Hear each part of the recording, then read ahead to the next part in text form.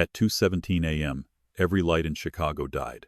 Not flickered, not dimmed, died.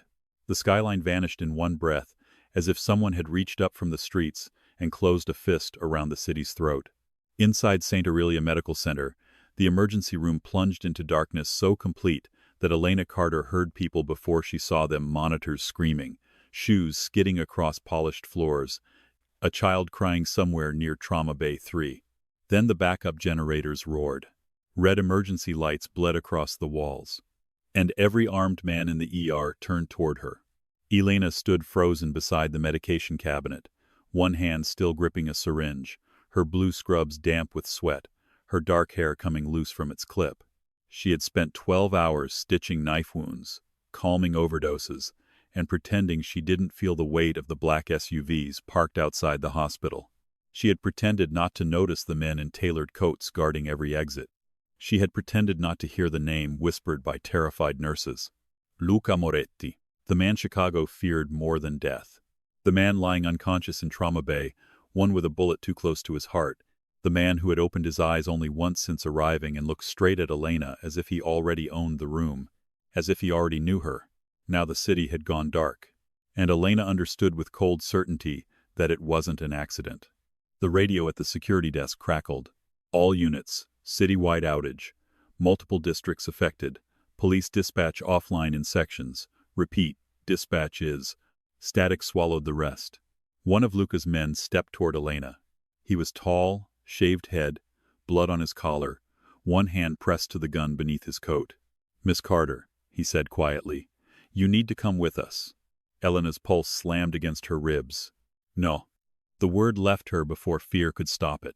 The man paused. Around them, nurses backed away. A doctor looked down. No one wanted to be noticed.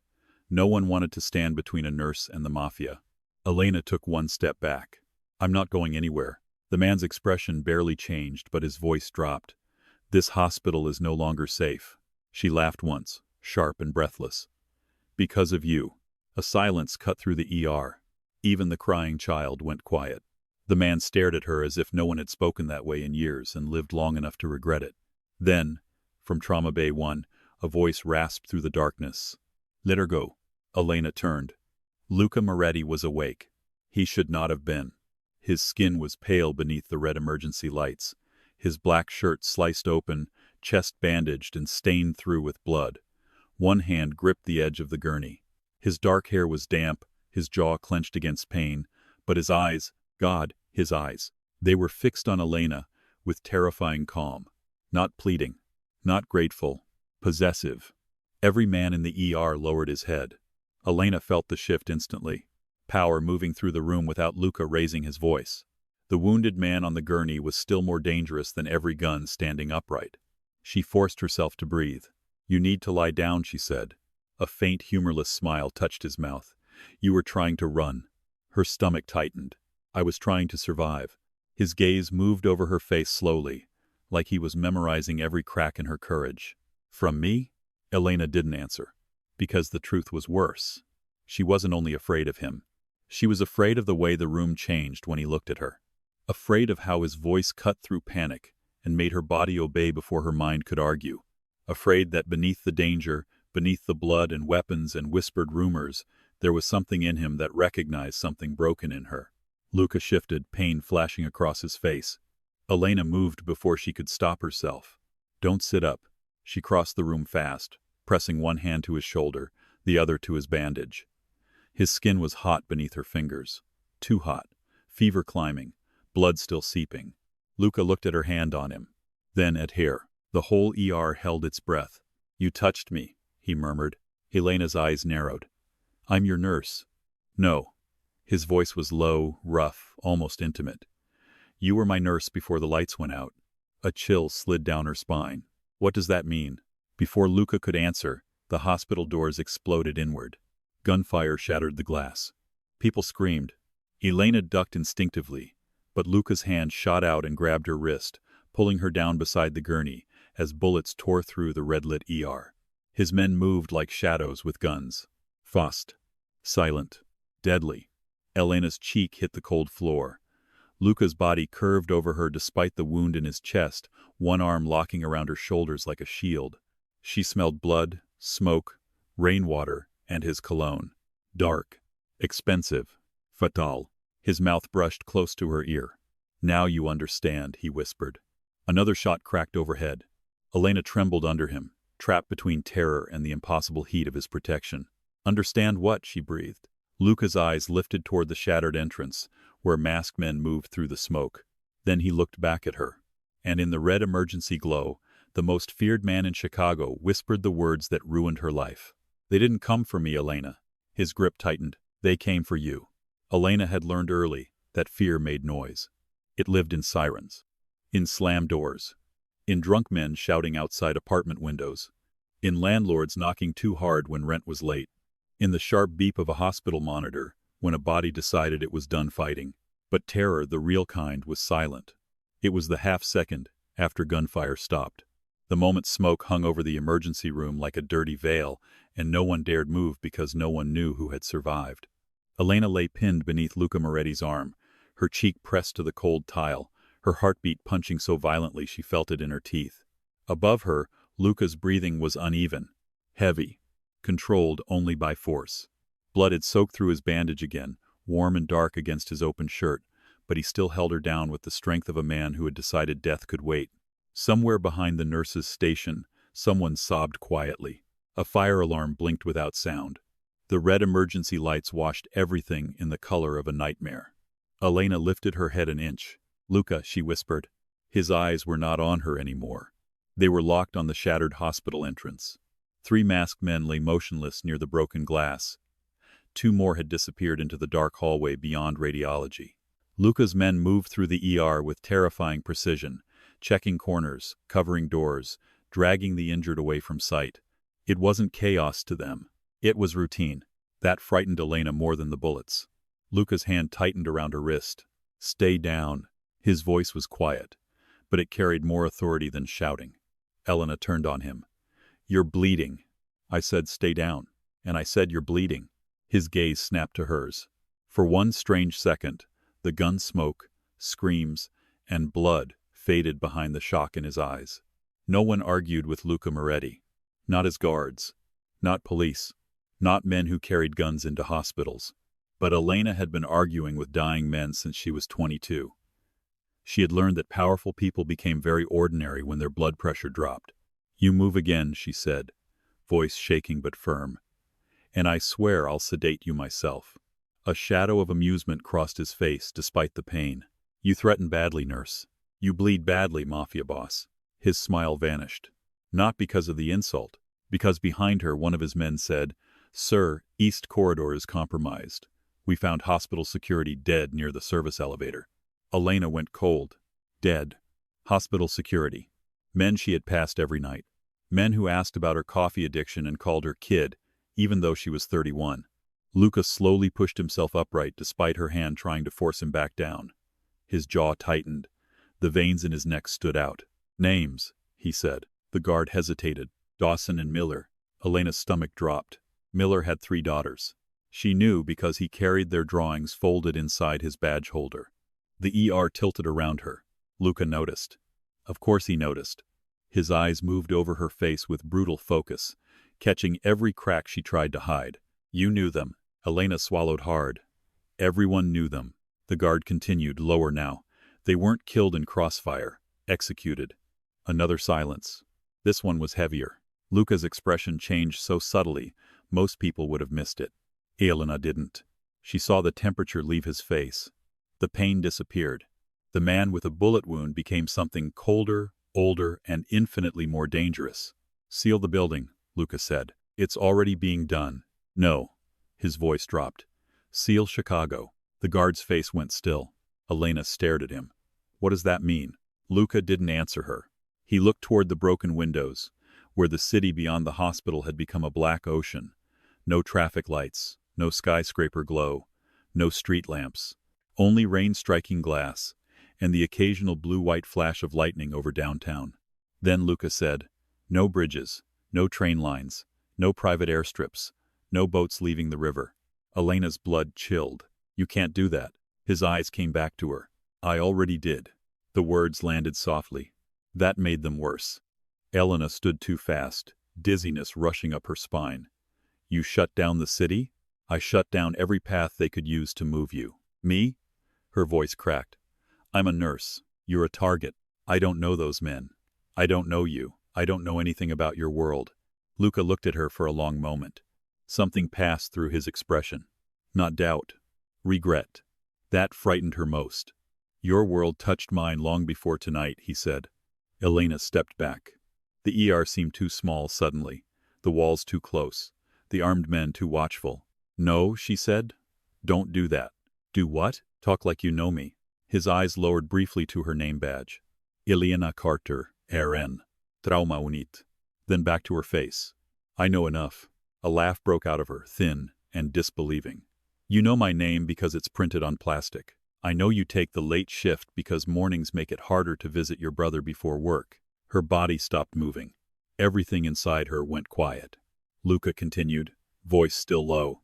I know you buy the cheapest coffee from the machine near oncology because you send most of your money to a care facility in Evanston.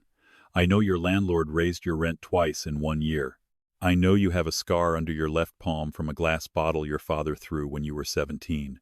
Elena's hand curled instinctively. Her left palm burned as if the old wound had reopened. No one knew that. No one at the hospital. No one alive who should have remembered. Her voice came out barely above a whisper. How do you know that? For the first time, Luca looked away. The movement was small, but Elena felt it like a door closing. Because someone has been watching you. Her breath caught. Who? His jaw flexed. Before he could answer, a young resident stumbled from behind the medication cart, face white, hands slick with blood. Nurse Carter, he said, shaking. We need you. Trauma 2. One of the shooters is alive. Luca's men immediately raised their weapons. Elena spun toward the resident. What condition? Chest wound. Maybe lung. He keeps asking for you. Luca's face hardened. No. Elena turned on him. He's a patient. He came here to take you. He is bleeding in my ER. He is not leaving it alive. The words were flat. No performance. No anger. A promise. Elena stepped closer to him, lowering her voice so only he could hear. You don't get to decide who I save. His eyes held hers. In them, she saw exhaustion, fury, pain, and something darker than all three. Fear. Not for himself. For her. You don't know what he'll say to you, Luca murmured. Then I'll listen carefully. Elena. The way he said her name made her chest tighten. Not like a threat. Like a warning wrapped around something dangerously close to tenderness. She hated that her body heard it. Hated that some part of her, the loneliest part, felt less alone when his voice touched her. But Miller was dead. Dawson was dead. Amon was bleeding in Trauma 2. And Elena Carter had built her life on one rule. When everyone else ran from blood, she walked toward it. She pulled her wrist, free from Luca's grip. His fingers resisted for one heartbeat. Then opened. The small surrender moved through the room like a thunderclap. Elena didn't look at his guards. She couldn't afford to see their shock. She walked into Trauma Bay 2 with her head high and her knees weak. The shooter was young, younger than she expected, maybe 25. His mask had been cut away, revealing pale skin, a split lip, and terrified gray eyes. Blood bubbled at the corner of his mouth each time he breathed. A nurse pressed gauze to his ribs. The resident hovered uselessly near the monitor. Elena snapped into motion. Pressure here. Oxygen up. Get me a chest tube tray. Her hands moved before her emotions could catch up. Gloves. Scissors. Clamp. Gauze. Breath sounds diminished on the left. Pulse thready. He was dying quickly. The shooter's eyes rolled toward her. Elena, Eraspid. Her fingers paused for less than a second. You know my name. His lips trembled. Everyone in the room leaned closer despite themselves. You have to run. A cold line slid down her back. Elena kept working. From Luca? The man gave a broken laugh that turned into a wet cough. No. Blood spilled over his chin. From what he did for you. Elena's hands stilled. Behind her, she felt Luca enter the bay before she heard him. The air changed. The shooter saw him and began to panic, chest heaving, monitor screaming faster. No, the young man choked. No, don't let him. Luca stood in the doorway, one hand braced against the frame, his bandage dark red beneath the emergency lights. He looked half dead. He looked like a king walking through ruins. The shooter's terror became animal. Elena stepped between them. "Back up," she said to Luca. His eyes did not leave the man on the table. "What did you tell her?" The shooter shook his head weakly, tears mixing with blood near his temple. "They said she was just leverage." Elena's breath caught. Luca's gaze sharpened. The shooter looked at her, pleading now. "I didn't know. I swear I didn't know who you were." Elena leaned closer. "Who am I?" The monitor beeped faster. The man's mouth opened, closed. He looked at Luca again and sobbed once. "She's the reason he burned the Moretti family from the inside." The room went dead silent. Elena couldn't move. Luca's expression did not change, but something in his eyes fractured. The shooter grabbed Elena's wrist with the last of his strength. His fingers were cold.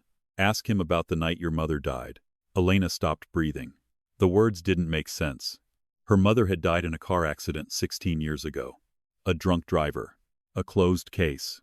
A funeral paid for by charity because her father had disappeared into grief and whiskey and debt. Her mother had nothing to do with Mafia families, black SUVs, executed guards, or Luca Moretti bleeding in her hospital. Nothing. Elena looked slowly over her shoulder. Luca stood completely still. Too still. Her voice barely worked. "What is he talking about?" Luca's silence was the answer. The shooter's hand slipped from her wrist. The monitor screamed into one long, endless tone. No one moved to turn it off. Elena stared at Luca through the red glow of the emergency lights, the dead man between them and Chicago black beyond the windows. All the fear she had felt tonight rearranged itself into something sharper. Betrayal without knowing why. Grief without warning. A past she had buried suddenly breathing again. "Tell me," she whispered. Luca's face was pale from blood loss, but his eyes remained locked on hers. "Elena," he said carefully. "Not here." She laughed once, but there was no humor in it. "Not here?" She stepped toward him, voice rising. "You shut down an entire city. Men died in my hospital. Someone tried to kidnap me. And a dying stranger just told me to ask you about my mother." His jaw tightened. "Lower your voice." "No." The guards outside the bay shifted.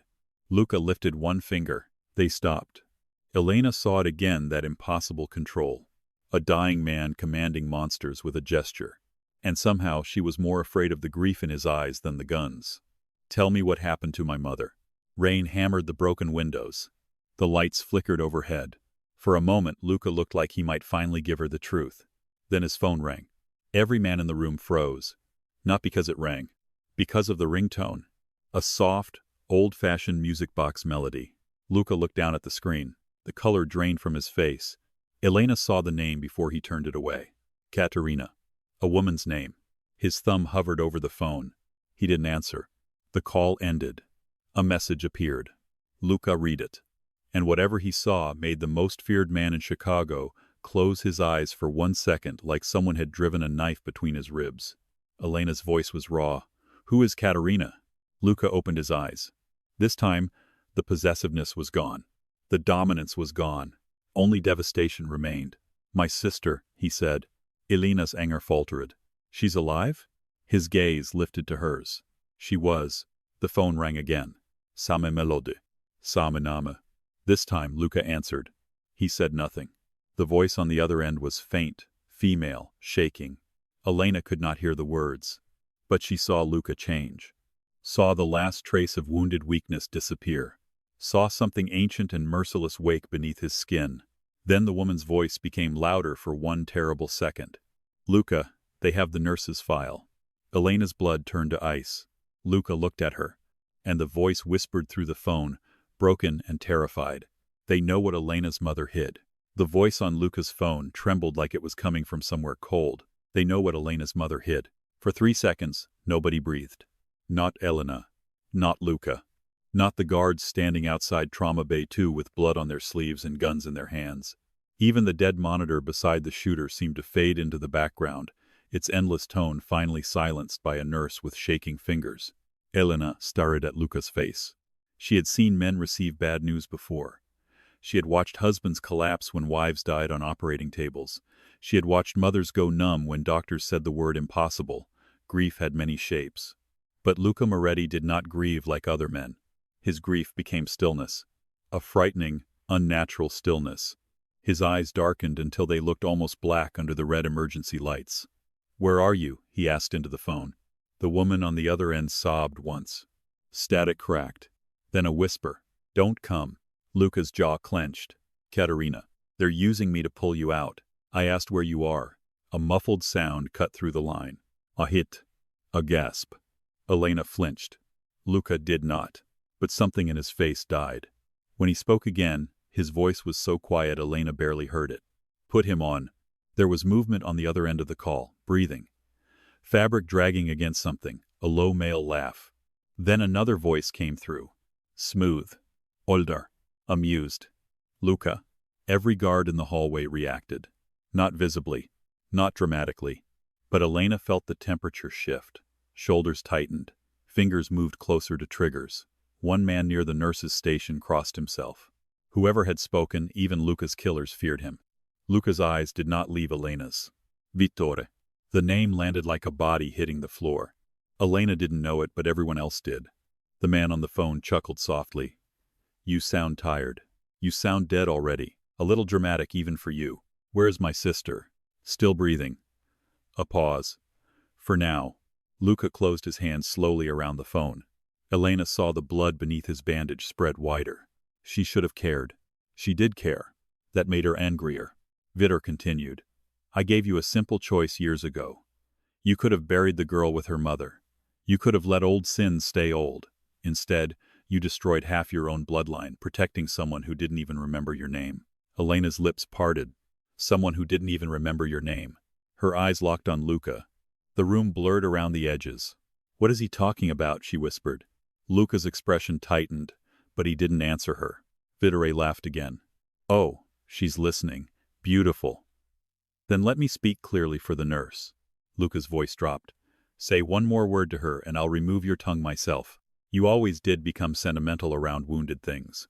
Elena stepped closer despite every instinct screaming at her to move away from the phone, away from Luca, away from the truth gathering like a storm. Vittore's voice sharpened. "Elena Carter, your mother wasn't killed by a drunk driver.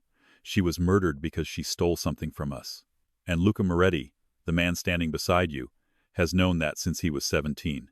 Elena's body went cold from the inside out. The ER disappeared. The blood. The guards. The dead shooter. All of it fell away. And suddenly she was 17 again, standing in a black dress beside a cheap coffin, staring at a photograph of her mother smiling in better light. Her mother, Marisol Carter, with warm brown eyes and tired hands. Her mother, who worked double shifts at a diner and sang along to old songs while making pancakes at midnight. Her mother, who never stole anything in her life. Elena shook her head slowly. "No." Luca's eyes softened with something that looked dangerously close to pain. "Elena." "No." Her voice cracked harder. "Don't say my name." The phone remained between them like a blade. Vittore sighed. "He didn't tell you because heroes are always uglier up close." Luca turned away from Elena, voice controlled but lethal. "What do you want?" "Here." The word hit the room with the force of a gunshot. Elena's stomach twisted. Luca did not blink. "No." So possessive. Vittore sounded pleased. "Still pretending this is love instead of guilt?" Luca's hand tightened until the phone creaked. "Touch my sister again, and I'll turn every Moretti grave into ash." "You already did that when you chose the Carter girl over your family." Elena backed away. One step, then another. Her heel struck the metal leg of a stool. The sound made Luca look at her. He saw it instantly. Not fear this time. Revulsion. "You knew," Elena whispered. His silence destroyed her. "You knew my mother was murdered." "Elena, I was a boy. You knew. I tried to save her. But you didn't tell me." His face went still.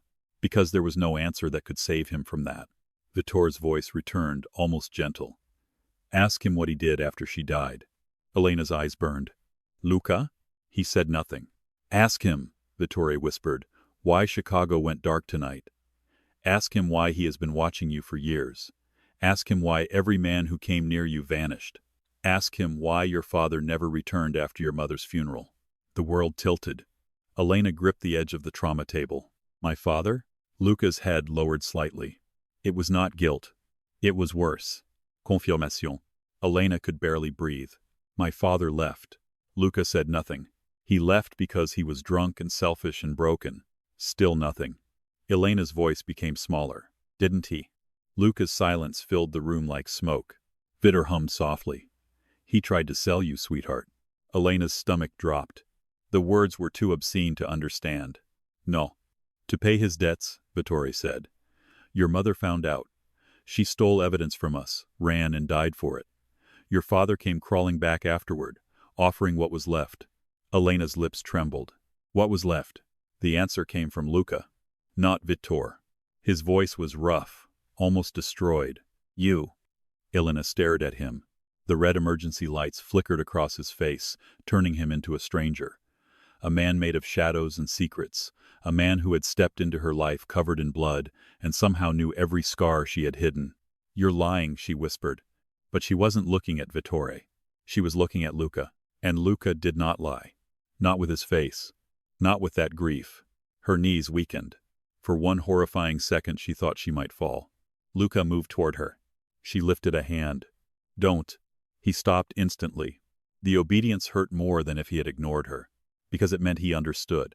Because it meant some part of him had expected this moment for years. Vittore exhaled into the phone. Bring Elena to the old freight tunnels beneath Union Station.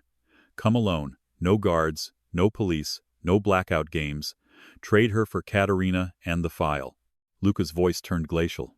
You're not getting her. Then your sister dies first. A faint cry came through the line. Caterina. Luca's eyes closed again. Elena watched him. The man Chicago feared more than death stood wounded in the ruins of an emergency room, trapped between the sister who had just been taken and the nurse he had apparently protected from the shadows for half her life. Her anger should have been clean. It wasn't. It was tangled with horror, with pity, with a sick, unwanted ache when she saw what the choice cost him.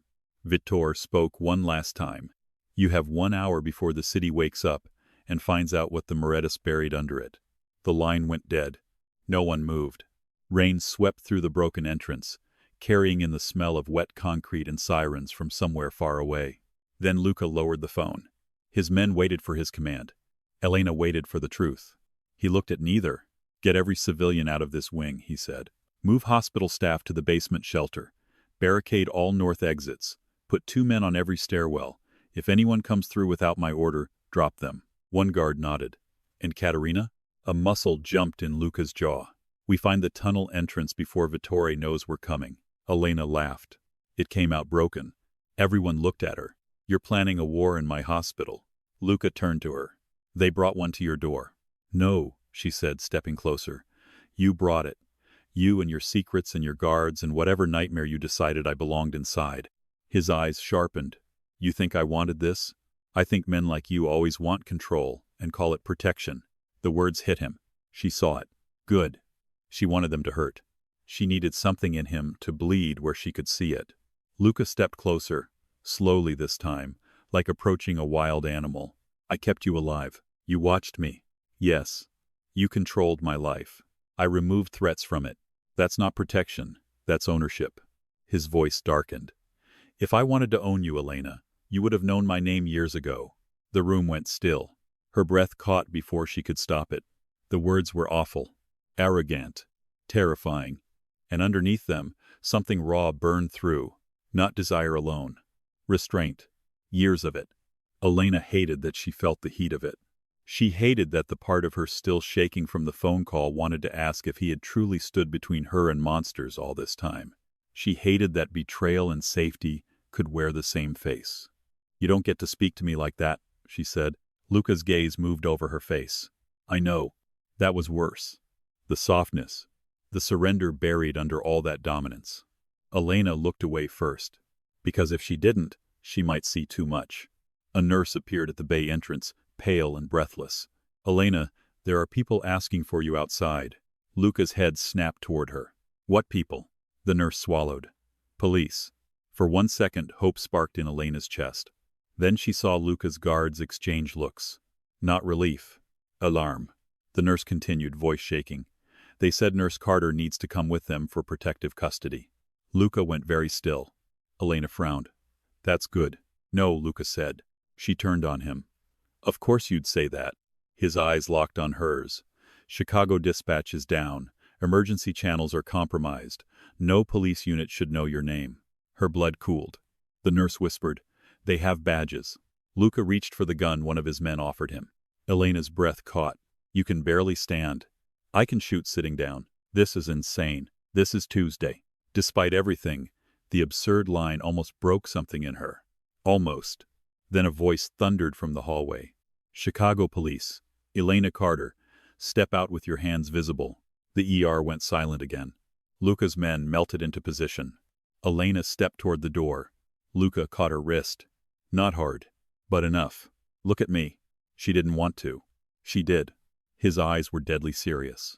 "If you walk out there, they will take you somewhere I can't reach. Maybe that's exactly what I need." Pain flashed across his face so quickly she almost missed it. Then the hallway voice called again. "Nurse Carter, we know Luca Moretti is holding you hostage." Elena froze.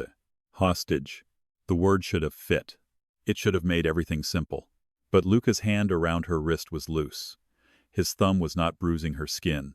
His body, bleeding and fevered, was angled between her and the hall, not trapping her, shielding her. She hated him for making the truth complicated. Luca lowered his voice. "They are not here to rescue you." "How do I know that?" "Because if they were real police, they would ask if you were hurt." The words struck. Elena looked toward the hallway. The badge. The command. The demand. Not once had they asked if anyone in the ER needed help. Not once had they mentioned the dead guards, the injured staff, the broken glass. They had come only for her. A cold certainty settled beneath her ribs. The voice outside changed. Smoother now. Less official. "We don't have time for games, Elena. Come out or people start dying." A sob broke from someone near reception. Luca's expression emptied. "Elena," he said softly, "behind me." For once, she obeyed. Not because he ordered it. Because fear had finally stopped lying to her. She stepped behind him as he moved into the hallway, one hand pressed to his wound, the other gripping a black pistol. He was barefoot, bloodied, half-dressed, barely standing. And still every man around him looked less dangerous by comparison. The hallway beyond Trauma Bay, two glowed red under emergency lights. 5 men stood near the nurses' station in police uniforms. Their badges reflected the light. Their guns were drawn. The man in front smiled when he saw Luca. "Should have stayed dead, Moretti." Luca tilted his head slightly. "Should have sent better actors." The fake officer's smile disappeared. Gunfire erupted. Elena screamed as Luca shoved her back into the trauma bay. Bullets ripped through the doorway.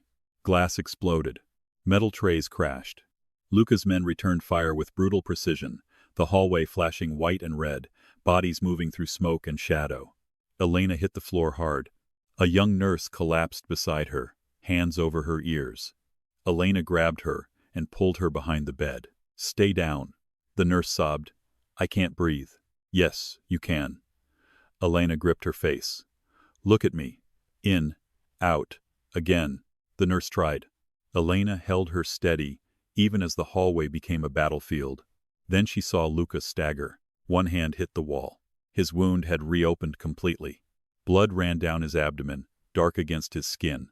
A fake officer lifted his weapon from the far end of the hall, aimed at Luca's back.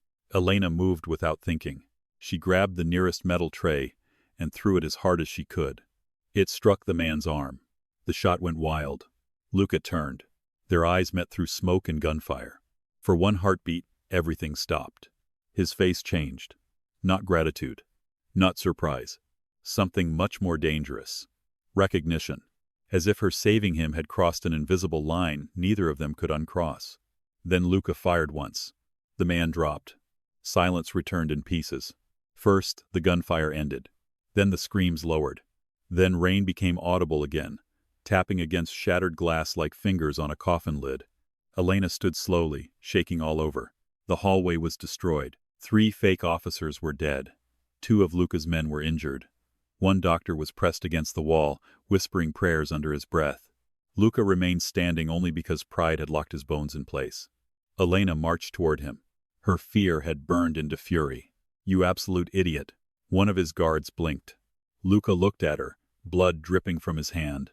"I told you to stay behind me. You can barely stay upright. You threw a tray at a gunman. You were getting shot. I've been shot before, and apparently learned nothing from the experience." For a second, no one spoke. Then Luca did the worst possible thing. He smiled. Small, tired, devastating. Elena's chest tightened so sharply she wanted to slap him just to make it stop. "Don't smile at me," she snapped. His smile faded, but his eyes stayed on her. "You saved me. I saved everyone in that hallway." "No," his voice lowered. "You saved me." The words carried weight. Too much weight. Elena looked away. A guard approached Luca carefully. "Sir, we recovered a radio. They were coordinating with someone outside. More are coming." "How many?" "At least 2 teams." Luca nodded once, as if that settled something. "We move." Elena turned. "Move where?" His gaze found hers. "Out. You said the hospital wasn't safe." "It isn't." "You also said the city is sealed." "It is." "Then where exactly do you plan to take me?" Luca's expression hardened. "To the one place in Chicago Vittore can't reach without starting a war he isn't ready to finish." Elena's laugh was raw. "And I'm supposed to just go with you?" "No." That single word stopped her. Luca looked at her differently now. Not like a man giving orders. Like a man offering the sharpest truth he had. "You don't have to come with me because I say so. You come because those men outside won't stop. Because your mother died protecting something they still want. Because your sisterless, fatherless, exhausted life was never an accident. And because if I stay here, every patient in this hospital becomes leverage." Elena hated that every word was right. Luca stepped closer. Pain shadowed his face, but his voice remained steady. "I will not force you." The room seemed to contract around them. The Mafia boss. The nurse. The ruined hospital. The dead past rising between them. Elena searched his face for the lie. She didn't find one. That scared her more than all the rest. "What happens if I say no?" she whispered. His eyes darkened. "Then I stay." "And Katerina?" A flicker of agony crossed his face. "My men look for her. But you stay with me." "Yes." The answer came too fast. Too absolute. Elena felt it under her skin. Obsession. Protection. Guilt. Something almost like love, but darker, older, ruined by secrets. "You'd let your sister die?" His jaw tightened. "No. But you won't leave me." "No." "Why?" Luca's gaze dropped briefly to her left hand, to the scar across her palm. Then he looked back at her. "Because the night your mother died, I made her a promise." Elena's throat closed. "What promise?" Before he could answer, the hospital intercom crackled overhead. Static screamed through the speakers. Then a man's voice filled every hallway. "Vittore." Zoft. Amused. Every surviving person in the ER froze. "Elena Carter," the voice said. "Luca has told you pieces. I will give you the truth." Luca's face went white with fury. The speakers hissed. "Your mother hid a ledger, a key, and a name. One of them can destroy the Moretti Empire. One of them can free you. And one of them proves Luca Moretti did not just protect you." A pause. Elena's heart pounded. "He chose you." Luca looked at her. The intercom crackled again. "And tonight I will make him choose again." Suddenly every screen in the ER flickered on. Patient monitors. Security displays. The dark television mounted above the waiting room. All of them showed the same image. A dim, concrete room. A woman tied to a chair. Blood on her lip. Dark hair falling across her face. Katerina. Elena heard Luca stop breathing. Then the camera shifted. Behind Katerina, hanging on the wall, was a faded photograph. Elena stepped closer to the nearest screen. Her body went numb. It was her mother. Younger. Smiling. Standing beside a teenage boy with haunted dark eyes. Luca. And between them, held in Marisol Carter's arms, was a little girl with a pink jacket and sleepy eyes. Elena. Her voice broke. "No." On the screen, Katerina lifted her head with effort. She looked directly into the camera. "Elena," she whispered, crying now, "you don't remember us." Luca closed his eyes. Katerina's voice shattered. "But we remember you." Elena stared at the screen until the world narrowed to one impossible image. Her mother. Luca. Herself. A family-shaped lie frozen in a photograph she had never seen. The emergency room around her seemed to drift away in pieces. The broken glass, the blood on the floor, the guards with guns, the frightened patients huddled behind overturned chairs. All of it became distant, muffled, unreal. Only the photograph remained. Marisol Carter looked younger than Elena remembered. her dark hair loose around her shoulders, her smile tired but real. She held little Elena against her hip like she was something precious. Beside them stood a teenage Luca Moretti, lean and severe even then, his dark eyes already too old for his face. He was not smiling, but his hand was curled protectively around the little girl's pink jacket, around Elena. Her knees almost gave out. Luca moved beside her, but he did not touch her. Smart man. If he had, she might have shattered. On the screen, Katerina sobbed softly, tied to the chair beneath yellow industrial light. Her face was bruised, her lip was split, but her eyes, those Moretti eyes, were fierce through the pain. Elena, she whispered again. Please, don't hate him before you know why. Elena's throat burned. Turn it off, Luca said. One of his men rushed toward the security console. Vitor's voice filled the speakers, smooth as silk over a blade. Touch that system and Katerina loses a finger. The guard froze. Luca did not move, but the air around him changed. Every man near him felt it. Elena felt it too. The rage wasn't loud. It was controlled, compressed, buried so deep it became something more terrifying than fury. Vittore, Luca said quietly, you're speaking to me through stolen hospital wires because you're too afraid to face me. A soft laugh. No, Luca, I'm speaking to her. The camera zoomed closer to Katerina's face. Katerina flinched as someone off-screen grabbed her hair and yanked her head back. Elena stepped forward instinctively. Stop. The room went silent. Luca looked at her. The speakers crackled. Vittore sounded pleased. There she is, Marisol's daughter. Same weakness, same heroic stupidity. Elena's hands trembled at her sides. I don't know what you want from me. Oh, but you do. You just haven't remembered yet. Luca's head turned sharply toward the screen. Enough. Afraid she'll remember the room under the church? Elena's breath caught. She didn't know why. The words meant nothing. A room under the church. But her body reacted before her mind could. Cold sweat gathered at the back of her neck. A smell came to her suddenly. Candle wax. Rain-soaked wool. Old wood. Her mother's perfume. Then a sound. A music box. Soft, delicate, playing the same melody as Luca's ringtone. Elena staggered backward. Luca saw it. Elena? Her hands flew to her ears, but the memory didn't stop. A little girl hiding beneath a table. Her mother whispering, "Don't make a sound, baby." A boy's voice outside the door, shaking with fear and anger. "I won't let them take her." Luca. Elena gasped. The ER rushed back all at once. She grabbed the edge of a bed to steady herself. Luca stepped toward her, face stripped bare. "You remember." It was not a question. Elena looked up at him, horror building in her chest. "I was there." His silence answered. "That night," she whispered, "the night my mother died." Luca's jaw tightened. "Yes." A sound left her that was almost a laugh, almost a sob. "All these years I thought I was asleep at home. You were supposed to believe that." "Why?" His eyes burned into hers. "Because if you remembered, they would know she gave you something." The ER seemed to tilt. Elena shook her head. "She didn't give me anything." "She did." "No." "Elena." "No." Her voice cracked through the room.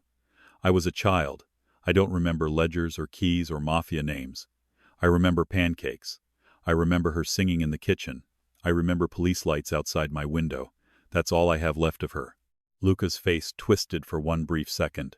Pain. Real pain. Then Vittore spoke again. "Not all, sweetheart." The screens changed. The photograph vanished. A video appeared, grainy and old, filmed from a security camera. A narrow back room, concrete walls. A small table. Marisol Carter stood in the center, clutching a little girl wrapped in a pink jacket. Teenage Luca stood near the door with blood on his cheek and a gun too big for his hands. Elena stopped breathing. Her mother looked terrified. Not helpless. Terrified, but determined. On the video, Marisol knelt in front of little Elena and pressed something into the child's palm. A small silver charm bracelet. Elena's body went numb. Her left hand curled automatically. The scar on her palm burned. She had owned a bracelet once. A cheap silver bracelet with a tiny music box charm. She had worn it until the accident. After the funeral, it disappeared. She had always assumed she lost it. On the screen, Marisol closed Elena's tiny fingers around the bracelet and whispered something the old camera did not capture. Then teenage Luca crouched beside them. Little Elena reached for him. He looked startled, almost frightened by the gesture. Marisol grabbed his wrist. The video had no sound, but Elena could read her mother's lips. "Promise me." Luca's face changed on the screen. The boy nodded. Then the door behind him burst open. The video cut to black. The ER remained silent. Vitor's voice returned, softer now. She trusted the wrong boy. Elena turned slowly to Luca. His eyes were fixed on the blank screen, but he looked as if he had never left that room. "What did you promise her?" Elena whispered. Luca looked at her then. The entire city seemed to hold its breath inside his silence. "I promised I would get you out." Elena waited.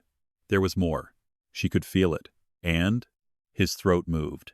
"And I promised that if she died, I would keep you alive no matter what it cost." The words entered her like cold water. What did it cost? A muscle flickered in his jaw. "My father." One of Luca's guards looked down. Another crossed himself again. Elena's pulse slowed. "What?" Luca's voice was quiet. "My father ordered your mother killed. He wanted the ledger, the key, and the names of everyone who had used the Moretti family to wash their sins clean. Judges, cops, politicians. Men who smiled on television and bought children in the dark." Elena's stomach turned. "Your mother found proof. She tried to run. She came to me because Katerina and I were the only Morettis who didn't want her dead." Katerina sobbed on screen. The camera showed her again now, bruised and shaking. Luca continued, each word carved from him. "My father found us before I could get you both out. Marisol hid the evidence with you. Then she led them away from the church so they wouldn't search you." Elena's eyes filled. "No. She died giving me time. No. I carried you out through the tunnels. Katerina helped me hide you with a neighbor before the police arrived." Elena pressed both hands over her mouth. Memories cracked open in flashes. Rain. A boy carrying her. His heart pounding under her cheek. Someone crying her name. A silver bracelet cutting into her little palm. Luca's voice near her ear. "Don't look back." She did remember. Not all of it. Enough. Tears spilled before she could stop them. Luca looked like the sight hurt him worse than the bullet. "I was 17, he said. I couldn't save her." Elena's voice came out broken. "So you killed your father?" The room went still. Luca did not deny it. He was going to come for you. Elena stared at him through tears. This was the reveal hidden beneath every lie. Not a mafia boss obsessed with a random nurse. Not a monster claiming a woman because she saved his life. A boy who had made a promise over a murdered mother. A boy who had grown into a king of criminals, because criminals were the only people powerful enough to bury other monsters. "You built all of this," Elena whispered, "because of that night?" Luca's eyes darkened. "I built all of this so no one like him could touch you again." The confession should have horrified her. It did. But it also reached into the loneliest part of her and closed around something wounded. For 16 years, she had believed no one came. No one stayed. No one fought for her. But someone had. From the shadows. Wrongly. Violently. Obsessively. But he had. Vitor's voice sliced through the moment. "Beautiful, isn't it? The monster finally tells the girl he became one for her." Luca looked toward the screen. "You're done." "Not quite." Katerina's chair scraped across concrete. She cried out as someone dragged her closer to the camera. Vitor spoke with sudden coldness. "The bracelet, Elena, where is it?" Elena's tears stopped. Every eye turned to her. "I don't have it." "Think carefully." "I said I don't have it." Luca looked at her left hand. The scar. The one from the glass bottle. The one she thought came from her father's violence.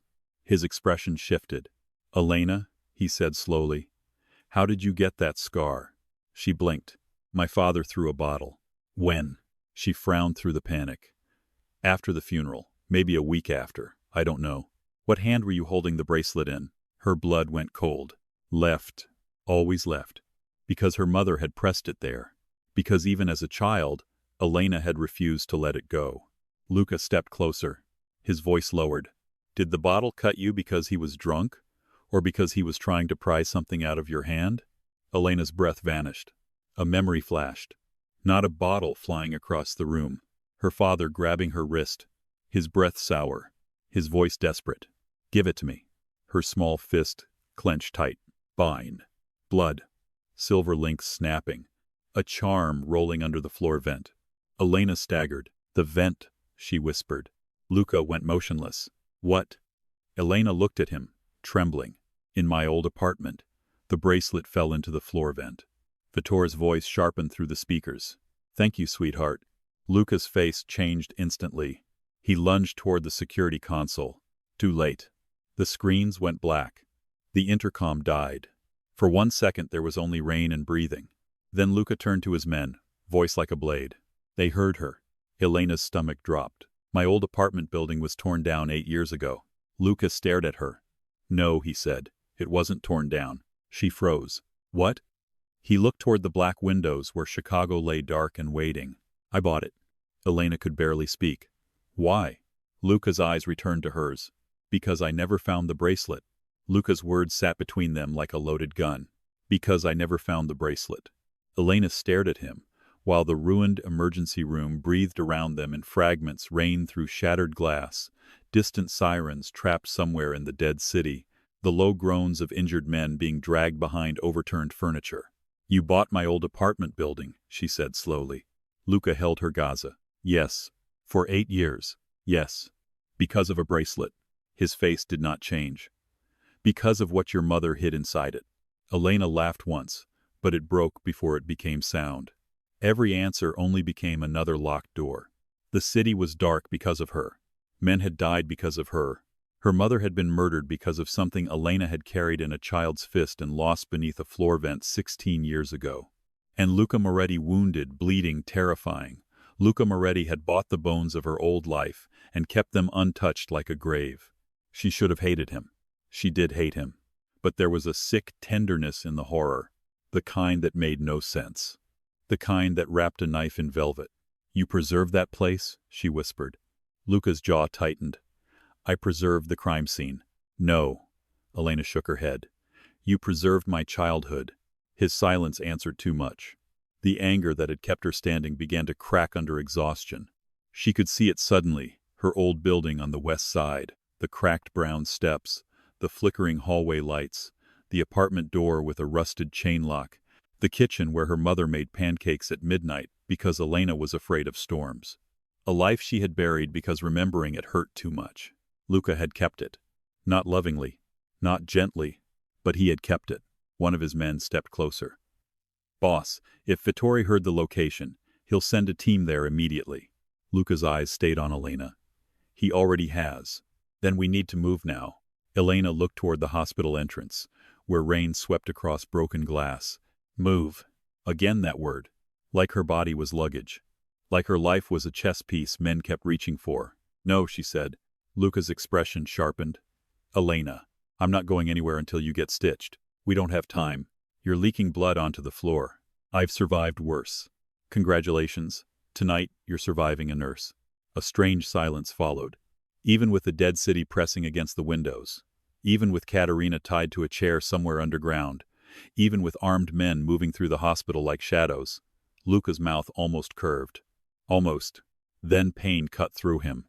His hand pressed harder to his side. His knees nearly buckled. Elena caught his arm before thinking. The second her fingers wrapped around him, the air changed. His men looked away. Not because touching him was forbidden. Because her touching him meant something to them. Something dangerous. Luca looked down at her hand on his arm. Then at her. "Elena," he said softly. The way he said it made her remember the video. A teenage boy carrying her through rain. His heart hammering beneath her cheek. "Don't look back." Her hand jerked away. "Sit down. I gave you an order, and I ignored it. You're very consistent. You're very pale." His eyes darkened. "You're scared." She stepped closer until only a breath separated them. "I am furious." "Good." "Good?" Fear freezes people. Anger keeps them alive. "I don't need lessons from you. You need every lesson tonight." The words struck too close to truth. Elena wanted to argue. Instead, the hospital lights flickered again. Not the red emergency lights. The main lights. For one heartbeat, white fluorescence flashed across the ER, harsh and cold, revealing everything too clearly: the blood, the bullet holes, the broken bodies, Luca's gray skin, Elena's shaking hands. Then darkness swallowed it again. A guard near the entrance lifted his radio. "Grid's unstable. Someone's trying to reroute power downtown." Luca frowned. "Vittore?" "No, different signature." Luca's gaze hardened. Elena caught it. "What does that mean?" "It means we're not the only ones playing with the city." Another secret. Another enemy. She almost screamed. Instead, she grabbed a suture kit from the supply cart and pointed to the nearest chair. Sit. Luca did not move. Elena stepped closer, voice low enough that only he could hear. If you pass out before we reach that building, I cannot carry you. Your men can. But then I will be left making decisions in a mafia war while holding a childhood trauma bracelet that may or may not destroy half of Chicago. So sit down, Luca. His eyes held hers for a long second. Then, slowly, the most feared man in the city sat. It should not have felt like victory. It did. Elena cleaned the wound with hands that knew what to do even when her mind was coming apart. The bullet had torn through muscle, worsened by movement and violence. The previous stitches had ripped open. Blood welled with every breath he took. You need surgery, she muttered. I need time. You need a hospital. He looked around the destroyed ER. This is a hospital. This is a crime scene with V-bags. His mouth twitched again. She hated how human it made him look. Hated how close she had to stand. Hated the heat of his skin beneath her gloved fingers. The way his breath slowed when she touched him. The way his eyes stayed on her face. As if the wound mattered less than her expression. Stop looking at me, she said. No. The answer was immediate. Quiet. Infuriating. Her hand pressed harder than necessary against the gauze. He inhaled sharply. Painful? She asked. Necessary. You always talk like this? When I'm bleeding? Usually less. Against her will, something inside her almost softened. Almost. Then she remembered Katerina on the screen. The chair. The blood. The way Luca had closed his eyes. Your sister, Elena said. Was she there that night too? Luca's face changed. Yes. She helped hide me. She was 14. Elena glanced at him. 14. A girl barely older than a child, hiding another child from men who murdered mothers. What happened to her after? Luca looked toward the broken windows. My father found out she helped me. Elena's hands stilled. What did he do? Luca said nothing for long enough that Elena wished she hadn't asked. Then he answered. He locked her in the wine cellar for 3 days. Elena's stomach twisted. She was 14. Yes. And you killed him later. His eyes returned to hers. I killed him the night he sent men to find you again. The suture needle paused above his skin. When? 2 months after your mother died. Elena's throat tightened. What happened? Luca's expression went distant. Not because he didn't remember. Because he remembered too well. He told me a Carter child was worth more alive than dead. Men in his circle wanted leverage. Some wanted the evidence. Some wanted to erase the evidence. Either way, you would not survive long. Elena's fingers tightened around the needle holder. He said that to you? He said it at dinner. Her face went cold. Luca continued, voice flat. Katerina broke a glass. My father laughed. Later that night, I took his gun from the study. The room seemed to hold its breath. And? Luca looked at her without blinking. And I became what he raised. Elena should have recoiled. Some part of her did. Another part, the part that remembered being a child with nowhere to run, felt something far more dangerous. Relief. She looked down quickly and pushed the needle through his skin. Luca didn't flinch. You don't get to make murder sound noble, she said. I'm not. You saved me by becoming him? No. His voice hardened. I became worse. The honesty cut through her anger. Elena tied the stitch with sharper movements than necessary. You say that like it's supposed to comfort me. It isn't. Then why say it? Because you deserve one honest man in a room full of liars. Her eyes snapped up. An honest man. Bloodied mafia boss. City in darkness. Dead men in the hall. Kidnapped sister. And somehow tonight he was the only person telling her truths ugly enough to believe. Before she could answer, a loud crash echoed from the hospital's north wing. Everyone turned. A guard ran in. Movement near pediatrics. Not ours. Luca stood so fast Elena cursed under her breath. I just stitched that. Stitch faster next time. I will staple your mouth shut. One of his men coughed into his fist.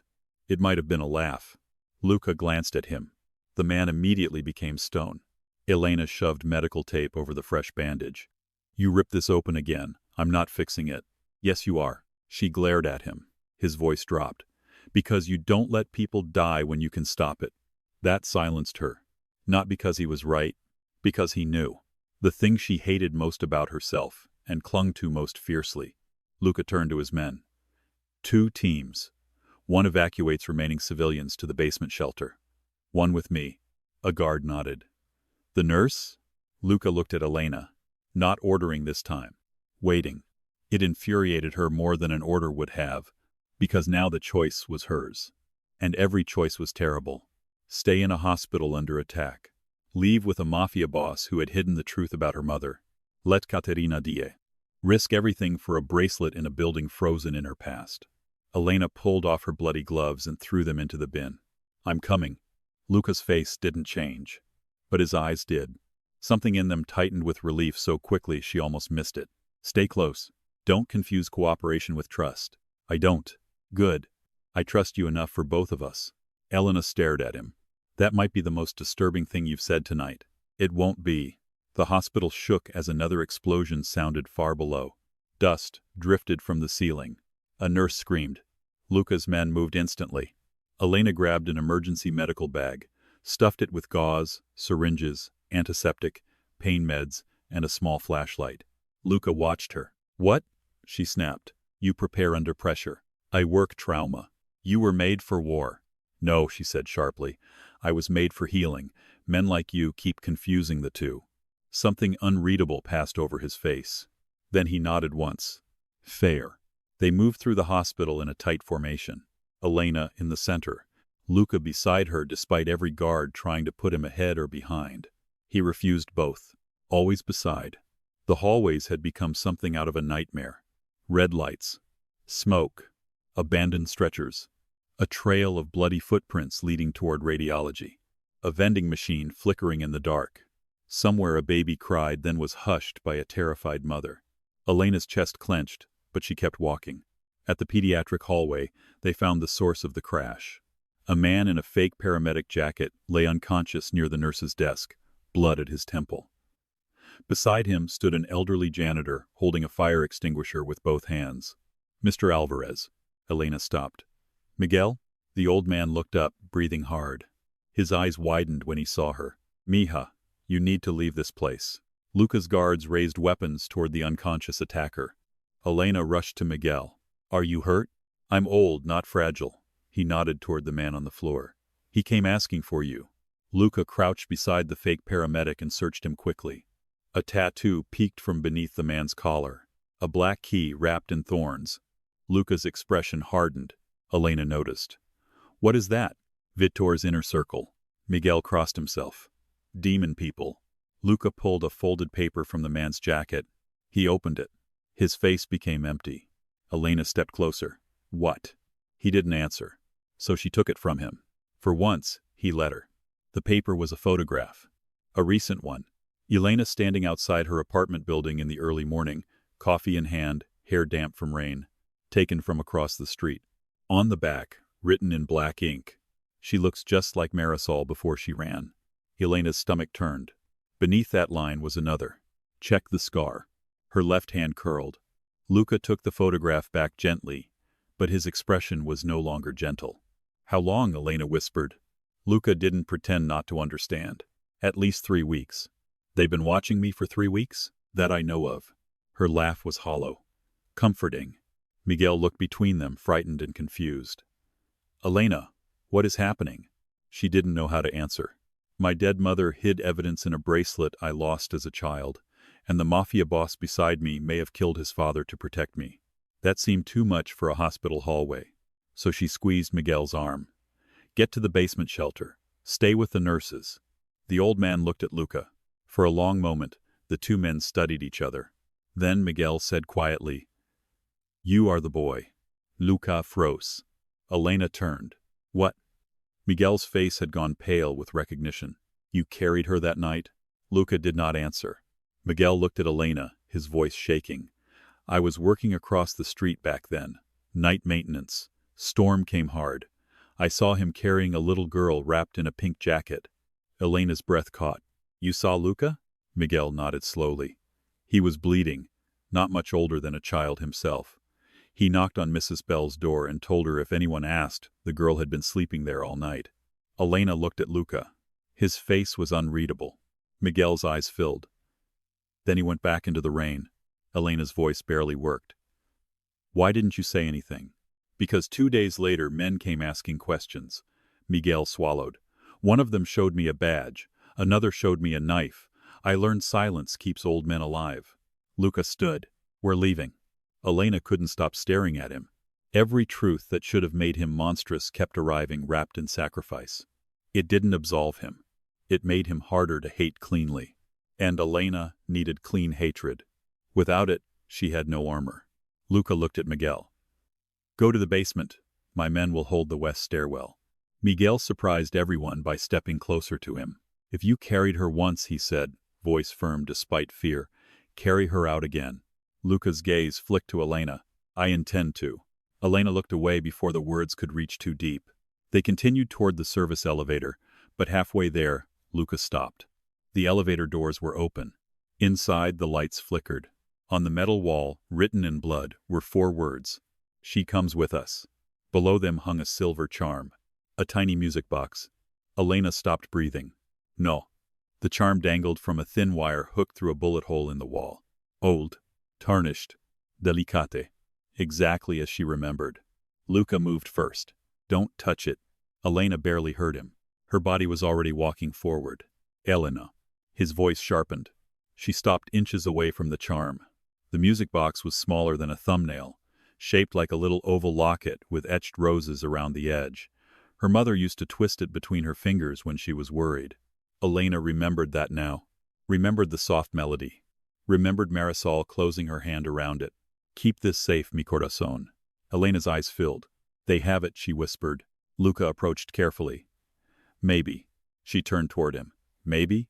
His gaze moved over the elevator. Too focused. Too still. Vitor doesn't give gifts. Luca grabbed one of his men's flashlights and angled it along the wire. The beam caught something behind the charm. Thin. Almost invisible. A pressure trigger. Elena's blood ran cold. It's a trap. Yes. A guard muttered. Bomb? Luca's eyes narrowed. Likely directional. Small charge. Enough to kill whoever grabs it. Elena backed away slowly. Her grief hardened into fury. They used my mother's charm as bait. Luca's voice was deadly soft. Yes. Something changed in Elena then. It was not courage. Courage felt warmer. This was colder. A door closing inside her. For years she had survived by making herself small. Pay bills, work shifts, visit her brother, keep her head down. Never ask why bad luck followed her like a shadow. But this was not bad luck. This was men. Names. Choices. Hands reaching from the past to take what her mother died protecting. Elena looked at Luca. Can you disarm it? No. Can one of your men? Not safely. Then we leave it. Luca studied her. She knew what he was seeing. A nurse still shaking. A woman with tears on her face. But no longer someone frozen by fear. We go to the apartment, she said. We find the real bracelet. Elena, you said the building is untouched. Yes. Then that vent is still there. It should be. Then we go. His eyes held hers. You understand what happens if the file is inside? No, she said, but I understand what happens if Vitor gets it first. A faint, grim approval moved through Luca's face. There she is. The words made her pulse jump. She hated them. She needed them. Then the lights in the hallway went out completely. No red glow. No backup flicker. Just darkness. Someone screamed from far away. Luca's hand found Elena's wrist instantly. This time, she didn't pull away. His grip was warm, firm, alive. Quiet, he whispered. All around them, guns lifted in the dark. Elena could hear breathing. Rain. The faint electrical hum of something dying inside the walls. Then a sound came from the far end of the corridor. Soft. Slow. Clapping. One clap. Two. Three. A man's voice drifted through the darkness. Touching. Elena's blood chilled. Luca went still beside her. The voice continued. Closer now. The nurse, the king, the dead mother's little secret. It's almost romantic. A flashlight snapped on. Not one of Luca's. It shone from the end of the hallway, illuminating a tall man in a dark coat standing between 2 armed figures. Silver hair. Elegant posture. A face carved with age and cruelty. Luca's grip on Elena's wrist tightened. Not painfully. Protectively. Vittore has said. Elena's heart dropped. Vitor smiled at her through the darkness. So, This is Marisol's daughter. His eyes moved over her face with intimate recognition, and Elena felt unclean beneath his gaze. You have her eyes, he said. Luca stepped in front of her. Vidor laughed softly. Still hiding her behind your body. After all these years. You're early, Luca said. I grew impatient. Where is my sister? Vitor's smile sharpened. Alive enough. Elena's voice came before caution could stop it. If you hurt Katerina again, I swear. Vittore's eyes flicked to her. The hallway seemed to shrink. You swear what, nurse? Luca's entire body tensed. But Elena stepped out from behind him, just enough to be seen. Her hands were shaking, but her voice wasn't. I swear I'll keep you alive long enough to regret it. For a second, no one moved. Then Vittor smiled wider. Oh, he murmured. There she is. Luca did not look at Elena, but she felt his reaction. Pride, fear, both dangerous. Vittor raised one hand. His men lifted their weapons. Luca's men did the same.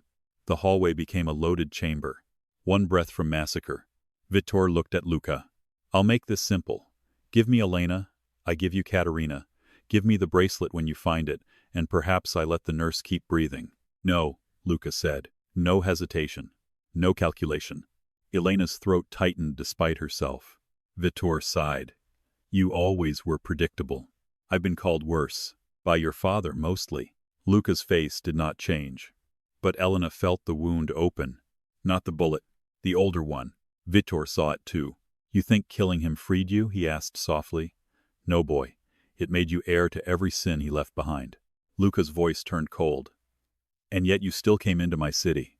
Vittor's smile faded. The air changed. For the first time, Elena saw it clearly. Vittor was not fearless. He was powerful. But Luca was home. Even wounded, even trapped, even outnumbered in a hospital hallway, Luca Moretti belonged to Chicago's darkness in a way Vittore did not. The city had gone black.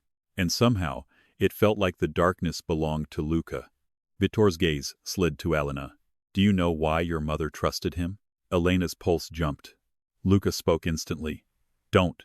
Vittore ignored him.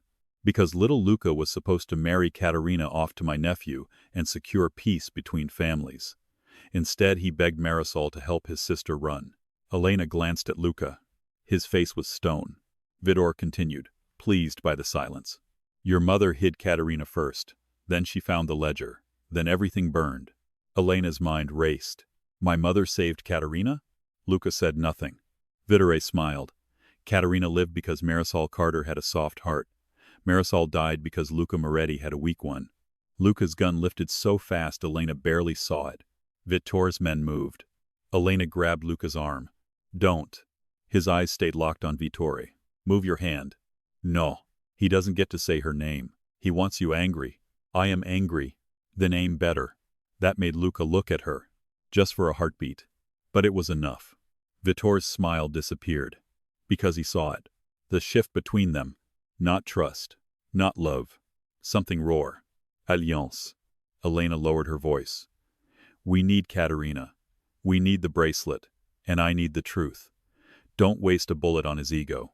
Luca stared at her as if she had just done something irreversible. Then slowly, he lowered the gun. Vittore watched with new interest. How sweet, he said.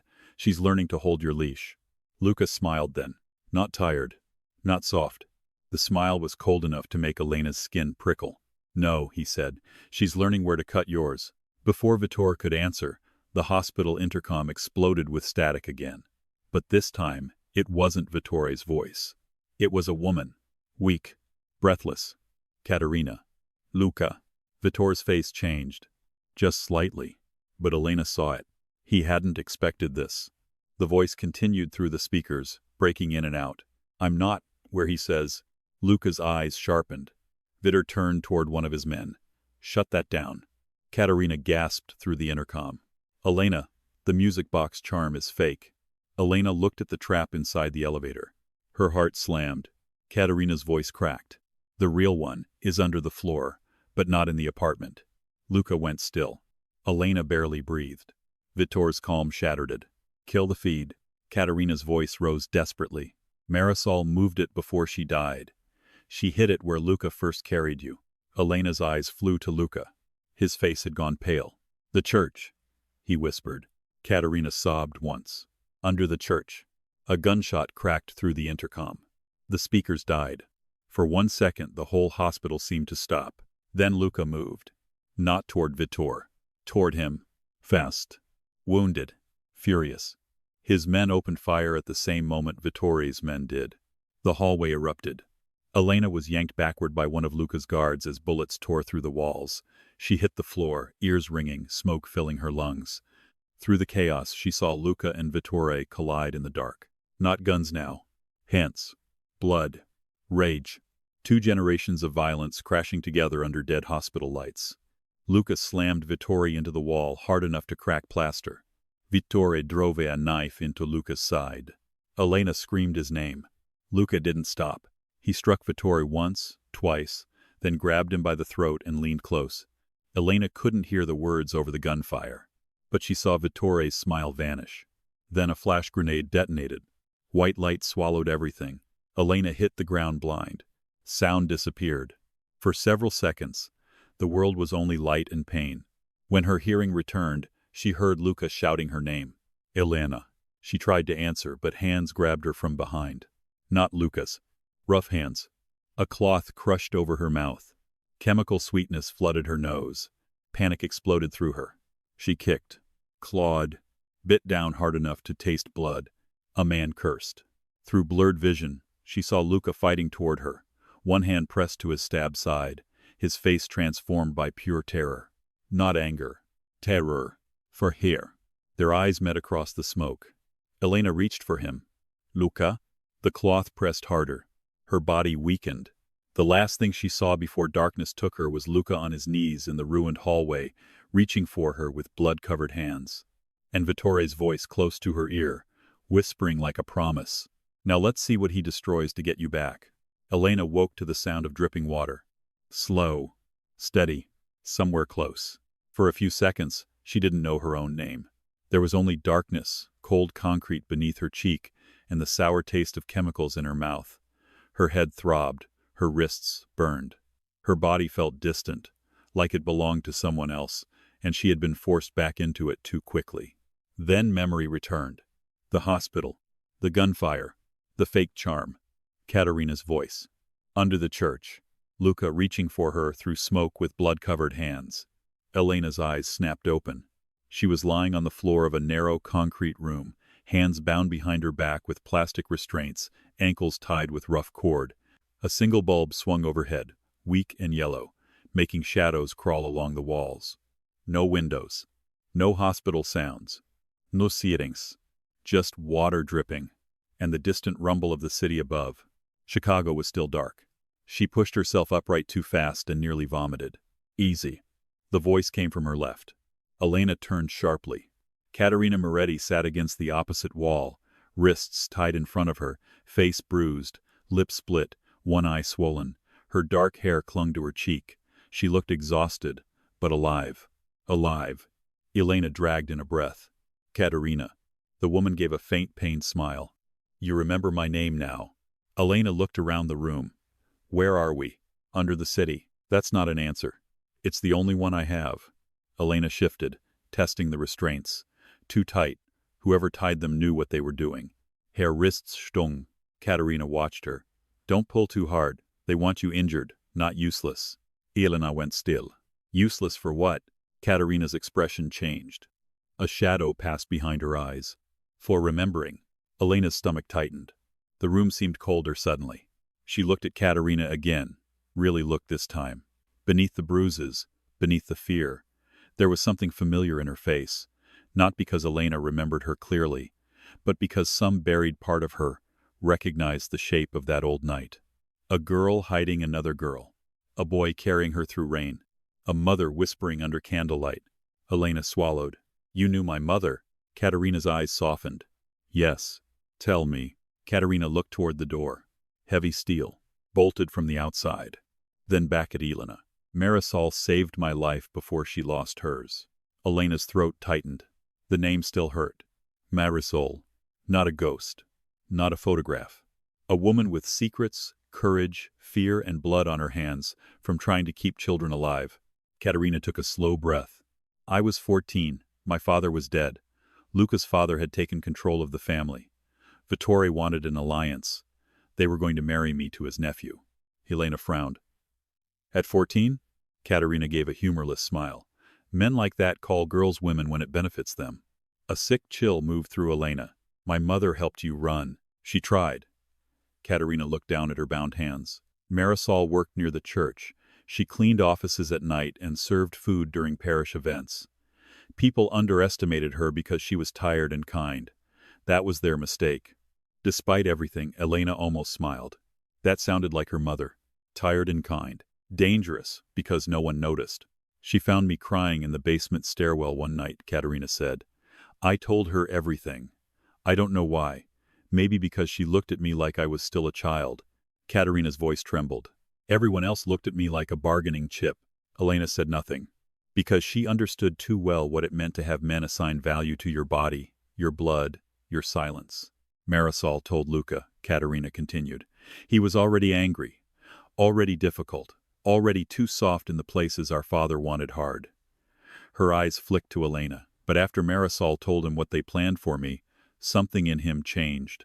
Elena pictured a teenage Luca with blood on his cheek and a gun too big for his hands. What did he do? He arranged to move me through the church tunnels. Marisol knew the old passages from Prohibition days. She said they ran beneath several buildings, including your apartment block. Elena's pulse quickened. The tunnels connected everything? Not everything. Enough. Caterina leaned her head back against the wall. That was how she discovered the ledger. Not by looking for it, by trying to save me. Elena closed her eyes for a second. Her mother had stepped into a Mafia war because she saw a frightened girl and chose to help. Of course she had. Of course that was what killed her. What was in the ledger? Elena asked. Caterina's face hardened. Names, payments, dates, photographs, recordings, accounts. Everything Luca's father and Vittore used to control the city. Judges, police chiefs, union bosses, donors, surgeons, foster agencies. Men in clean suits who built careers on dirty children. Elena's stomach turned. And my mother stole it. She copied it. The original was too guarded. Marisol found the hidden archive room through the tunnels. She took pieces, enough to burn powerful men. Why hide it in a bracelet? Because no one searches a child first. The words hit Elena like ice water. Her hands curled behind her back. The scar in her palm throbbed. Caterina watched her gently. She was desperate, Elena, not careless. Elena's eyes burned. I know, but part of her didn't. Part of her was still that little girl with a silver charm cutting into her fist, unable to understand why her mother was crying, why Luca's shirt smelled like rain and blood, why everyone kept saying run. Caterina shifted closer with effort. Marisol made 2 hiding places. Elena's head lifted. What? The charm held a key. The ledger fragments were hidden under the church. Caterina swallowed. But the name... The bulb flickered overhead. Both women froze. Footsteps approached outside. Slow. Measured. Caterina's voice dropped to a whisper. Elena, listen carefully. The name is the real weapon. What name? Caterina's eyes filled with urgency. The man who betrayed your mother. The lock turned. Caterina went silent. The steel door opened. Vittore stepped inside like he owned the darkness. He had changed coats since the hospital. This one was black wool, immaculate, buttoned neatly despite the blood dried near his collar. His silver hair was combed back. His face bore a bruise along one cheekbone where Luca had struck him, but otherwise he looked untouched. Elegant, civilized, monstrous. 2 armed men entered behind him. Elena forced herself not to shrink away. Vittore smiled when he saw her awake. Good. The nurse returns. Elena's voice was rough. Where is Luca? His smile widened. Bleeding somewhere above us, I imagine. Her chest tightened before she could stop it. Vittore noticed. Of course he noticed. Oh, Elena. He tilted his head. Already worried for the wolf? I'm worried about the mess he'll make when he finds you. One of the guards shifted. Caterina's eyes flicked to Elena, warning her. But Vittore laughed softly. There it is again, Marisol's mouth. She had that same reckless bravery. It made her charming. His smile thinned. And easy to kill. Elena lunged before she thought. The restraints cut into her wrists. A guard moved instantly, grabbing her by the hair and forcing her back against the wall. Pain shot through her scalp. Caterina snapped, Don't touch her. The guard ignored her. Elena gritted her teeth, refusing to make a sound. Vittore looked pleased. "Yes," he murmured. "That's the look. You finally understand this is not a romance in a ruined hospital. This is history collecting its debt." The guard released Elena's hair. She breathed hard, eyes locked on Vittore. "You're afraid of a dead woman." His expression stilled. Just slightly. But Elena saw it. She had hit something. "My mother has been dead 16 years, she continued, voice shaking but sharp. "And you're still chasing what she hid." Vitter stepped closer. Katerina tensed. Elena lifted her chin. The older man crouched in front of her, studying her face with a coldness that made her skin crawl. "I'm not afraid of Marisol," he said softly. "I respected her." Elena almost spat at him. "Don't say her name like you knew her. I knew her better than you ever did." The words sliced deeper than they should have. Vittore saw that too. She was clever, kind, stubborn, tragically sentimental. His eyes moved over Elena's face. She believed children should not inherit the sins of their fathers.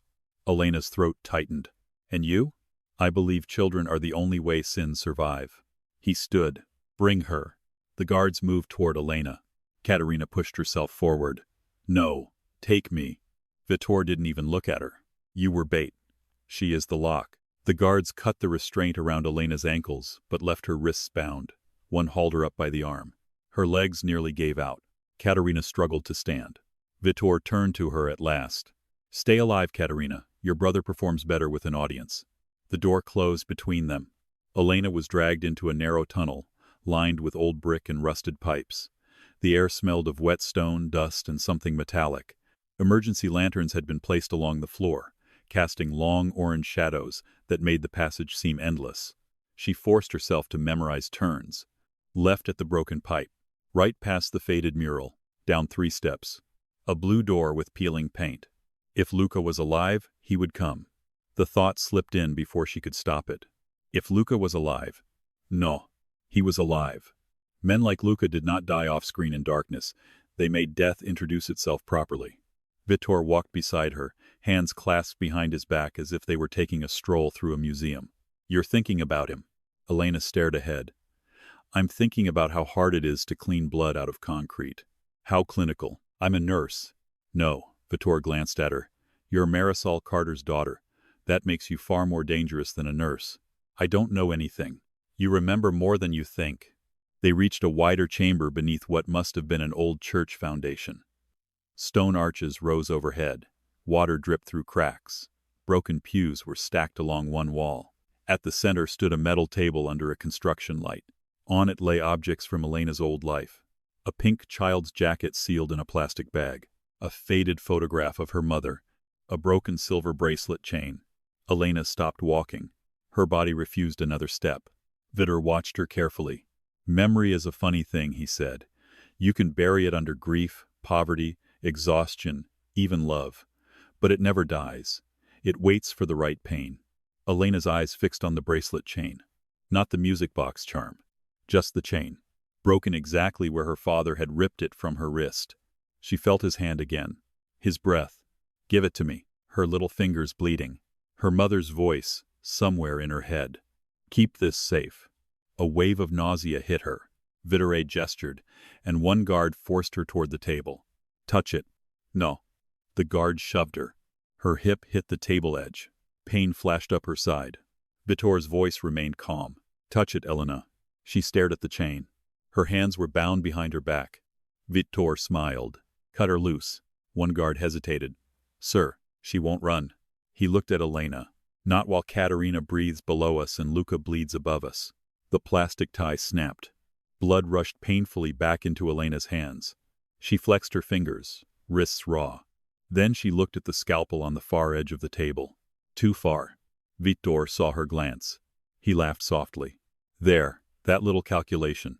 That is not nursing, my dear. That is blood memory." Elena's jaw tightened. "My blood is not yours." "No," he said, "but it belongs to this city whether you want it or not." She reached for the bracelet chain. The second her fingertips touched the tarnished silver, the chamber shifted. Not physically. Inside her. A memory opened with violent clarity.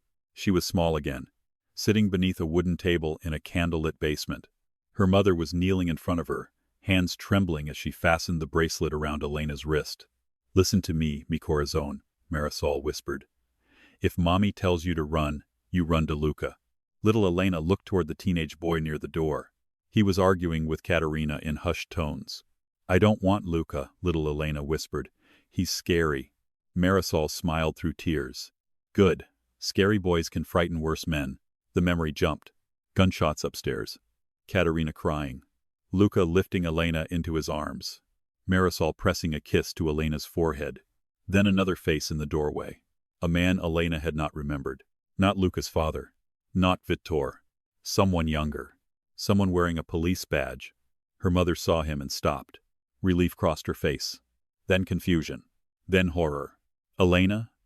Vittori's voice cut through the memory. She snapped back to the chamber, gasping. He leaned closer. "What did you see?" Elena's heart hammered. A police badge. Her mother's relief. A betrayal. She forced her face blank. "Nothing." Vittor's expression cooled. "Try again." "I said nothing." His hand moved fast. He struck her across the face. The force turned her head. Pain exploded through her cheek. For a second the chamber rang. Elena tasted blood. Slowly, she looked back at him. "Feel better?" Vittor's eyes narrowed. Before he could answer, a sound echoed through the tunnel. Distant. Heavy. Metal groaning. Then gunfire. Far away, but coming closer. One guard turned. Contact at the north entrance. Vittor's face tightened. Elena smiled through blood. "He's alive." The guard's radio crackled. A panicked voice burst through. "Moretti breached the outer tunnel. We need backup. He's—" A gunshot cut the voice off. Static. Then Luca's voice came through the stolen radio. Low. Rough. Very much alive. "Vittore." Every person in the chamber froze. Elena's breath caught. Luca continued, his voice carrying through static like a blade dragged across stone. "You took her from my hands." Vittor slowly reached for the radio on the guard's belt. He lifted it. "You sound emotional. You should have killed me first." "I tried.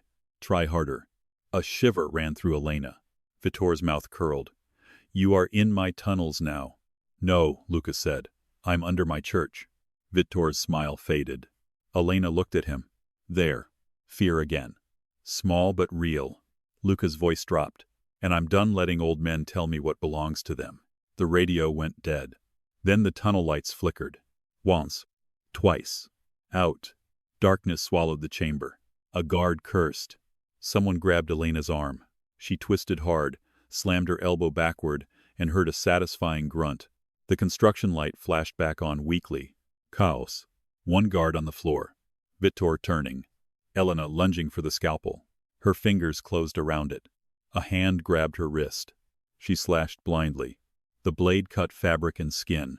A man shouted. Then another shot echoed from the tunnel entrance. One of Vittori's guards dropped. Luca emerged from the dark. Blood-soaked, unsteady, beautiful in the most terrifying way. His black shirt was torn open, bandages ruined, one side dark with fresh blood from Vittori's knife. His face was pale, jaw shadowed, eyes burning with something beyond rage. Behind him moved his men like ghosts, weapons raised. But Elena saw only him. For one unbearable heartbeat, everything between them was silent. The kidnapping, the lies, the promise, the memory, the slap burning across her face. Luca's eyes locked on the red mark. Something in him went utterly still. Not calm, not controlled. Worse. Vittor noticed. He grabbed Elena from behind and yanked her against him, a knife flashing to her throat. Luca stopped instantly. Every gun in the chamber lifted. Elena felt the blade kiss her skin. Warm blood slid down her neck. "Careful," Vittor said softly. "You break so many things when you're emotional." Luca's voice was barely human. "Let her go." Vittor smiled against Elena's hair, still choosing her. Luca's eyes did not leave Elena. "Always." The word hit her harder than the slap. "Always. Not tonight. Not because she was useful. Always." Vittor's grip tightened, then dropped the guns. Luca lifted one hand. His men hesitated. "Drop them," he said. Weapons hit stone one by one. Elena's panic surged. "No," she breathed. Luca looked at her. There was blood on his mouth, pain in his eyes, but no hesitation. "Elena," he said softly, "look at me." She did. Even with the knife at her throat. Even with Vitor breathing behind her. Even with every terrible truth between them. She looked. Luca's gaze lowered for the briefest second. Not to the knife. To her hand. The scalpel was still hidden against her palm. He saw. Of course he saw. His eyes returned to hers. Trust me. He didn't say it. He didn't have to. Elena's pulse slowed. For the first time since the hospital doors exploded inward, she understood something clearly. Luca did not need her helpless. He needed her alive. There was a difference. Vitor pressed the knife harder. On your knees, Luca. Katerina's voice suddenly rang from the tunnel behind them. Don't you dare. Everyone turned. Katerina stood in the archway. One hand pressed to the wall, bruised and shaking but free. Miguel, the old janitor, stood beside her holding a bloodied fire extinguisher like a holy weapon. Elena almost cried. Miguel looked around at the guns, the blood, the knives. Then muttered, I am too old for Mafia basements. For one split second, Vittori's attention broke. Elena moved. She drove the scalpel backward into his thigh. Vittore screamed. Luca lunged. The knife sliced Elena's neck shallowly as Vittore stumbled, but before he could recover, Luca hit him with the force of a collapsing building. They crashed into the metal table. The bracelet chain flew. Katerina shouted. Gunfire erupted again. Elena dropped to the floor, hand pressed to her bleeding neck, crawling toward the broken silver chain. A guard aimed at her. Miguel swung the fire extinguisher into his knees. The man went down howling. Katerina grabbed his fallen gun with shaking hands. Luca and Vittore fought like men trying to murder the past with their bare hands. Vittore slashed Luca across the shoulder. Luca slammed his fist into Vittore's ribs. Vittore laughed even while bleeding. You'll never be clean, boy. Luca drove him into the stone wall. I stopped trying. Elena's fingers closed around the bracelet chain. Another memory detonated. The police badge. The man in the doorway. Her mother whispering one name. Not Luca's father. Not Vittore. A name Elena had heard all her adult life in news conferences, charity galas, hospital board fundraisers. A man praised as Chicago's hero. A man whose face hung on campaign posters across the city. Elena looked up, breathless. Luca. He turned immediately. Vittore used the distraction, grabbing a fallen gun and aiming at Luca's chest. Elena screamed. Katerina fired first. The shot hit Vittore's arm. The gun flew from his hand. Luca struck him once. Vittore collapsed to one knee, laughing through blood. It doesn't matter, he coughed. She remembers now. And when she says his name, the whole city burns. Luca grabbed him by the collar. What name? Vittore smiled at Elena. Tell him, sweetheart. Elena stood slowly, bracelet chain clenched in her bloody fist. The chamber spun around her. Katerina stared. Miguel crossed himself. Luca looked at Elena, as if the answer might destroy them both. Maybe it would. Her voice came out barely above a whisper. My mother trusted a policeman. Luca went still. Elena swallowed. He came to the church that night. She thought he was there to help. Katerina's face drained of color.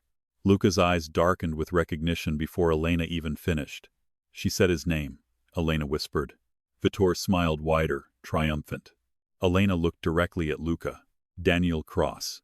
The name cracked through the chamber like thunder. One of Luca's men swore under his breath. Katerina covered her mouth. Miguel looked confused, then horrified. Because everyone in Chicago knew Daniel Cross.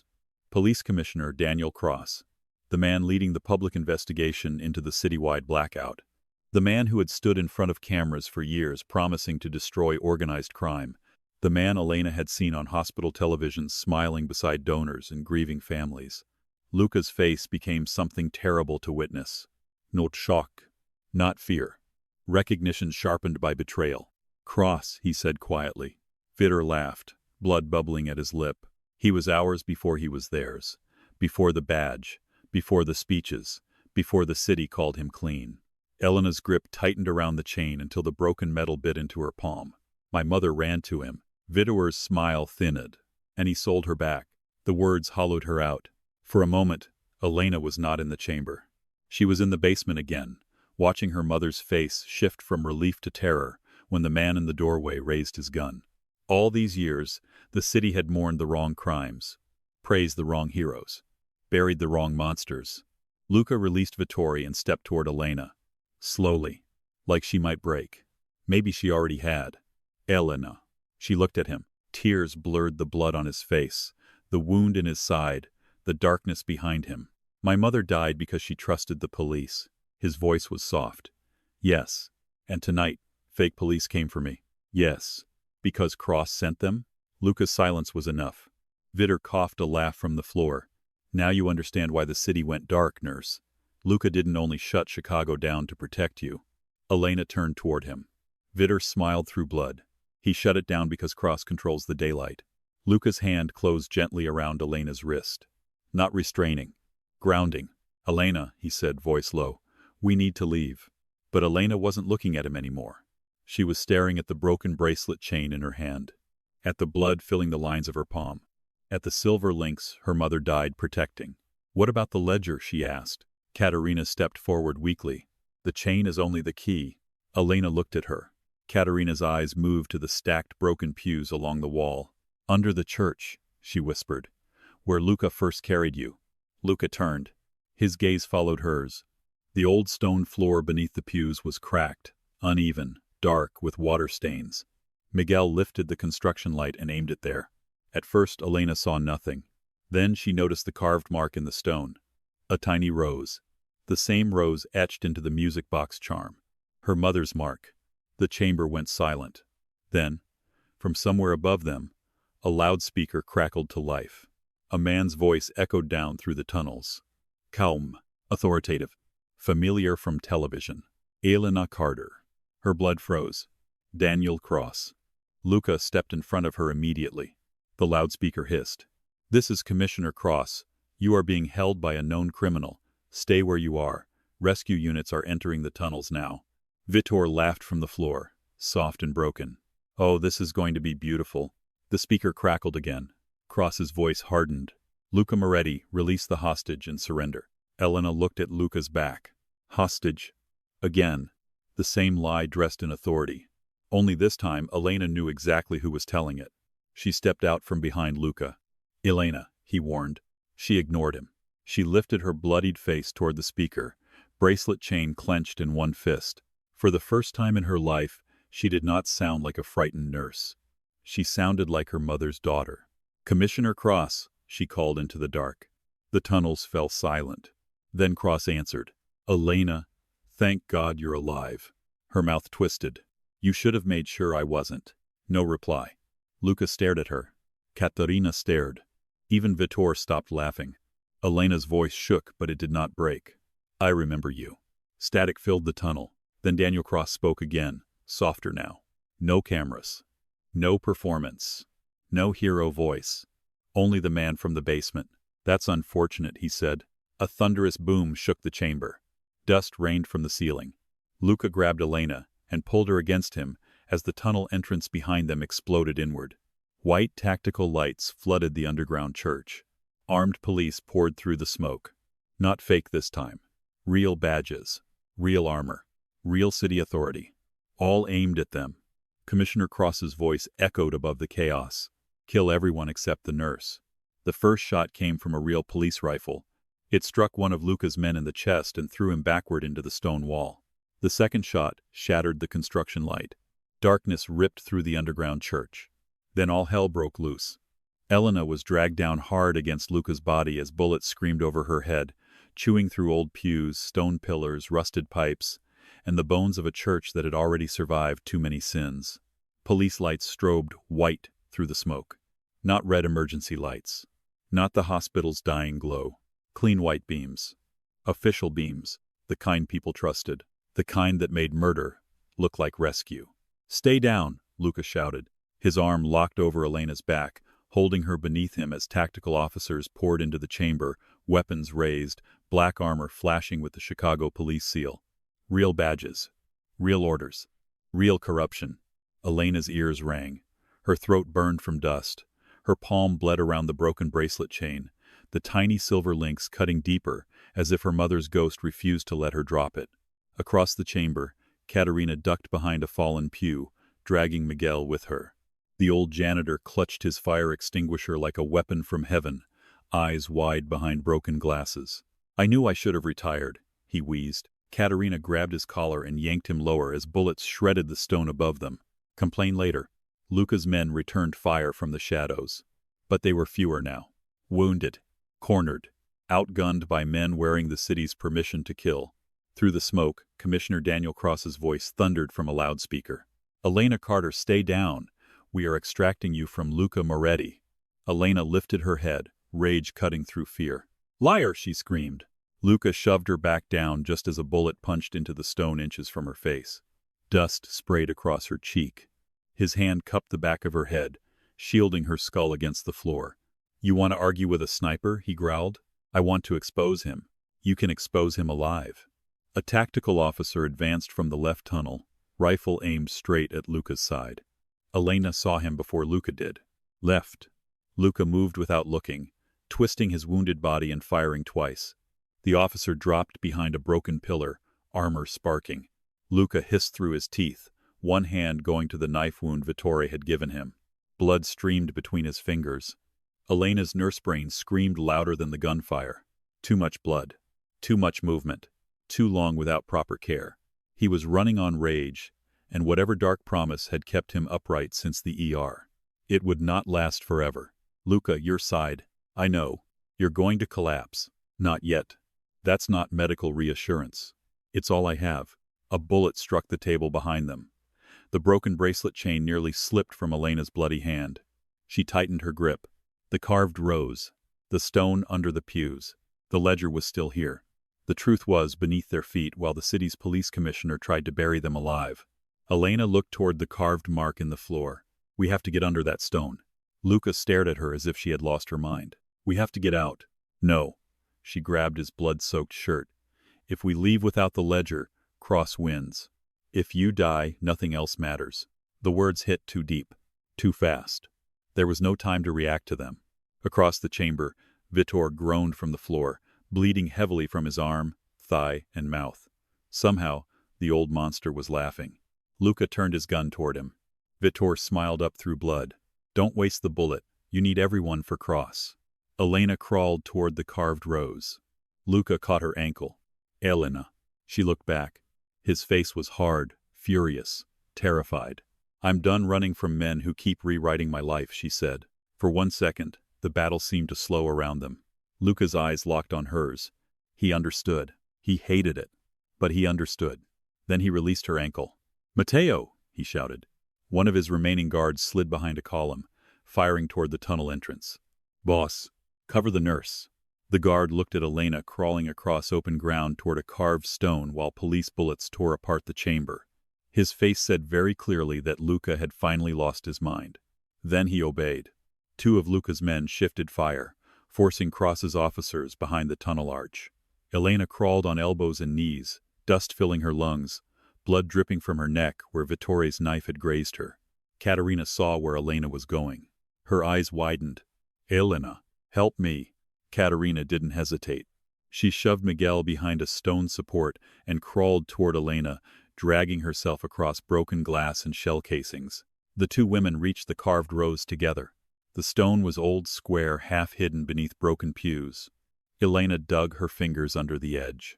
It didn't move. Katerina grabbed the other side. They pulled. Nothing. Damn it, Elena gasped. Miguel appeared beside them, wheezing, dragging a rusted metal rod he had torn from a broken railing. My back will sue all of you, he muttered. He wedged the rod under the stone. Katerina pushed. Elena pulled. Miguel leaned his full weight down.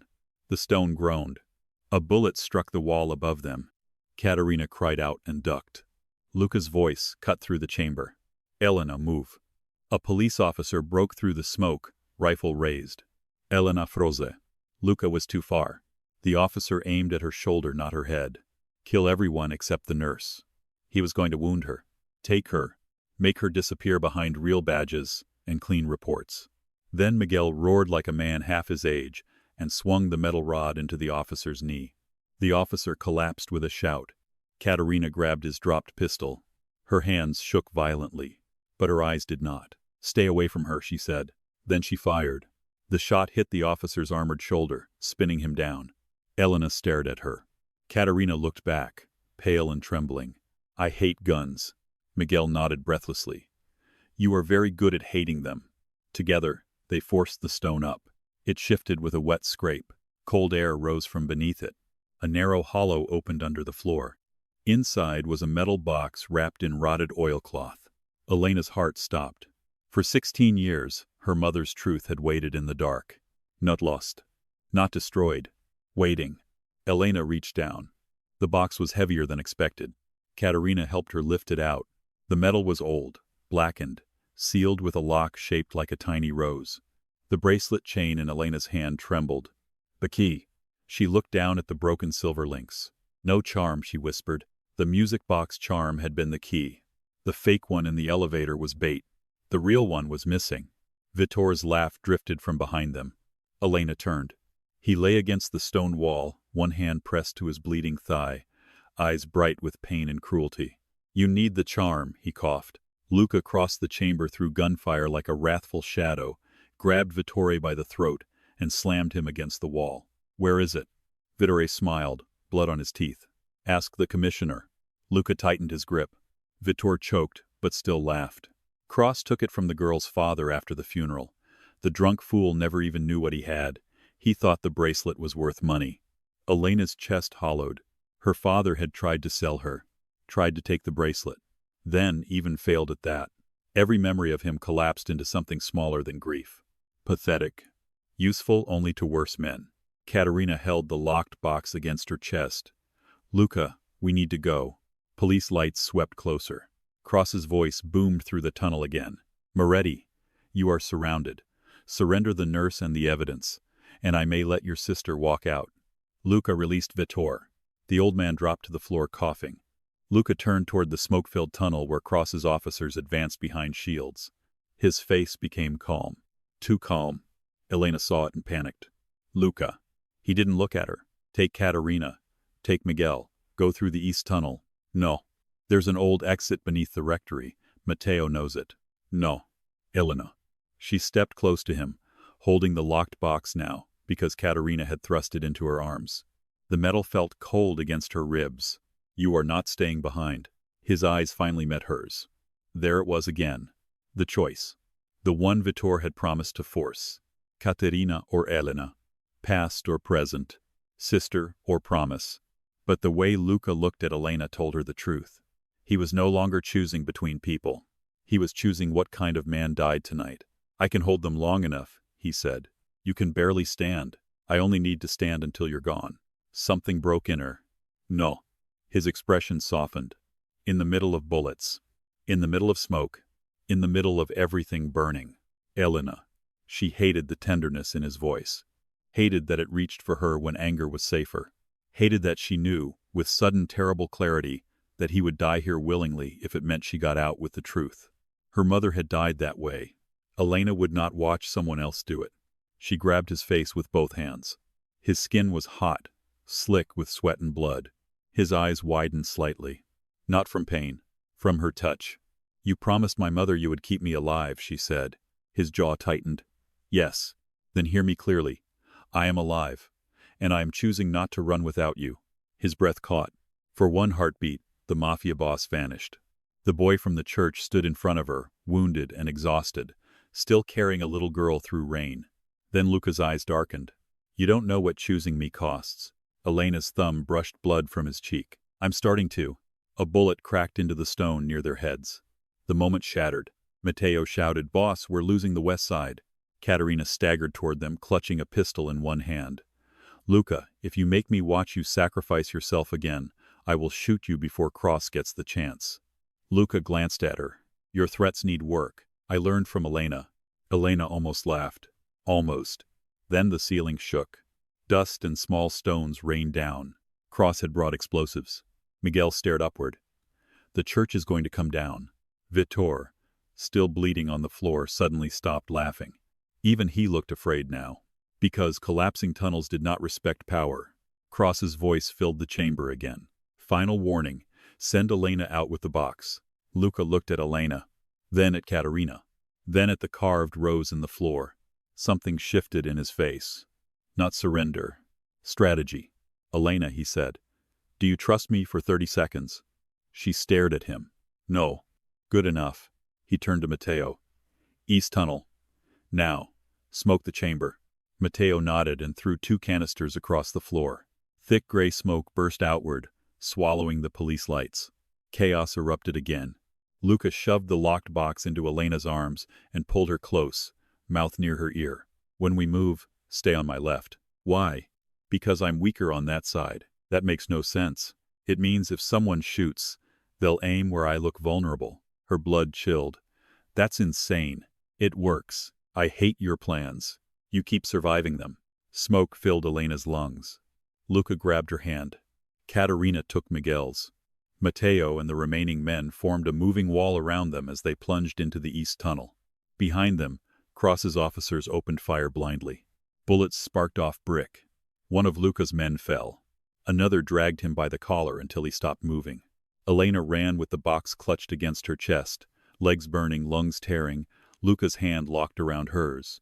He was slowing. She felt it. His grip remained strong, but his steps faltered. Blood marked the tunnel floor behind him. Luca, she gasped. Keep moving. You're bleeding too much. I'm aware. You always say that like it helps. It helps me. A figure appeared ahead from a side passage. Police armor. Weapon raised. Elena saw the badge. Saw the gun. Saw the lie.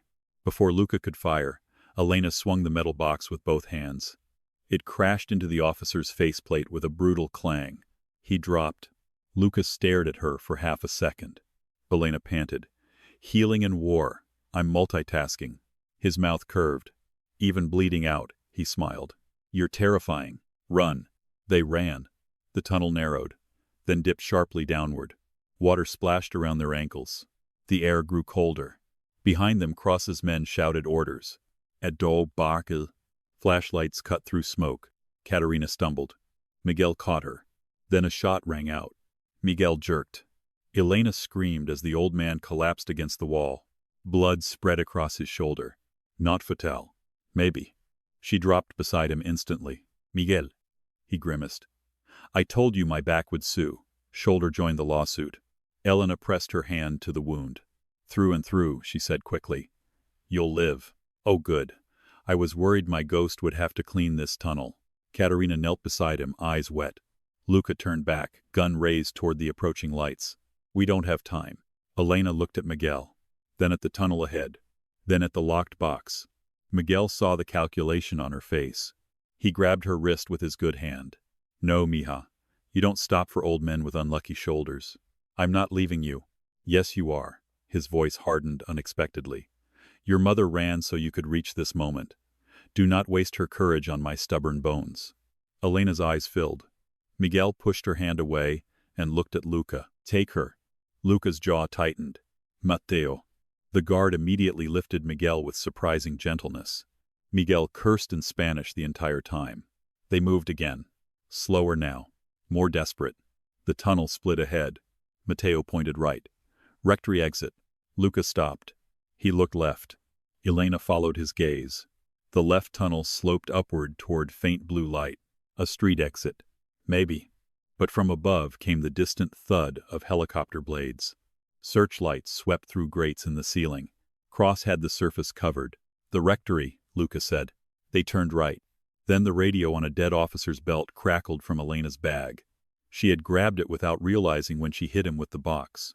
Cross's voice came through. Moretti is moving toward the rectory exit. Block south stairwell. Shoot his men. Take Carter alive. Luca stopped. His eyes moved to Elena's bag. Elena pulled out the radio slowly. Cross had their route. Someone was tracking them. Matteo checked his equipment.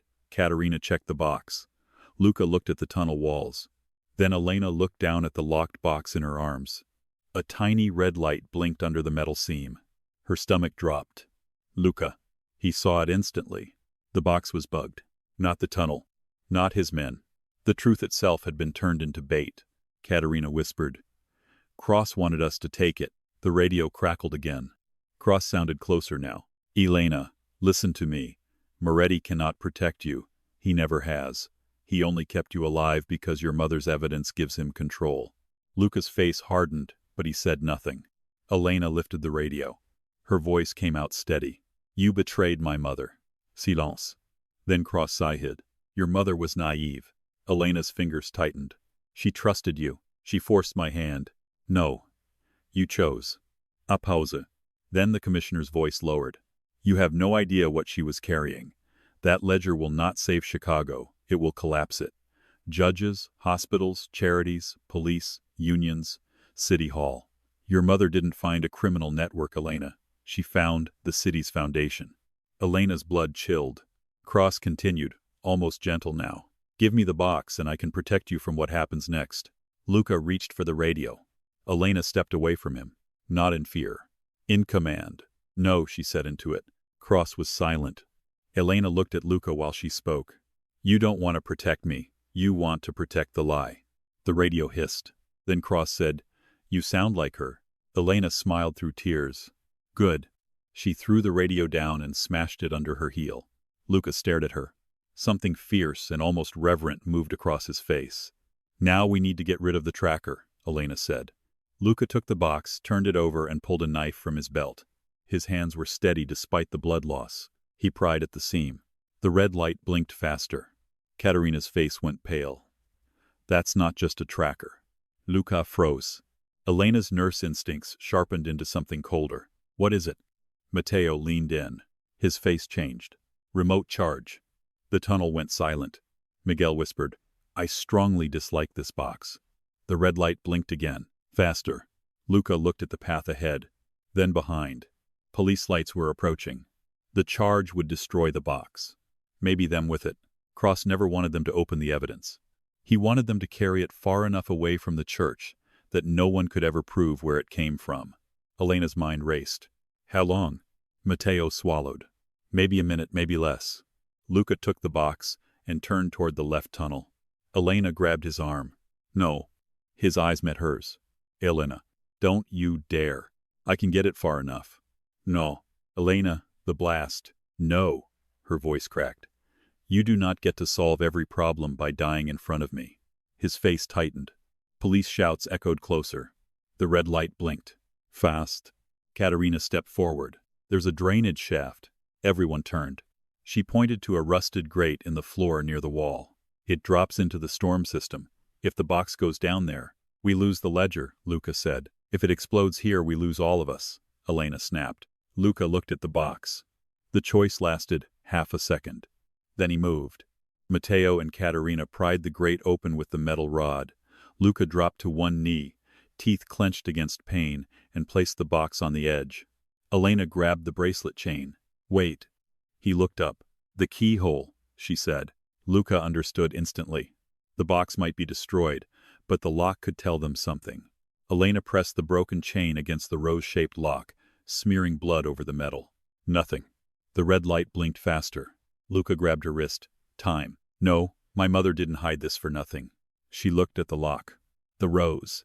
The chain. No charm. But the chain was broken where the charm used to hang. Elena remembered the music box melody. Remembered her mother twisting the charm. Remembered tiny fingers pressing not the charm face but the back.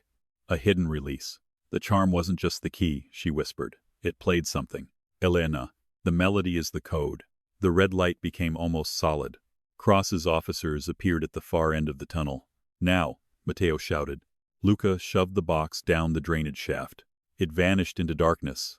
3 seconds later, the underground exploded. The blast roared up through the shaft, throwing everyone off their feet. Heat and water and metal fragments erupted from the grate. Elena slammed into Luca's chest as he twisted midair to take the impact against the wall. Pain flashed white.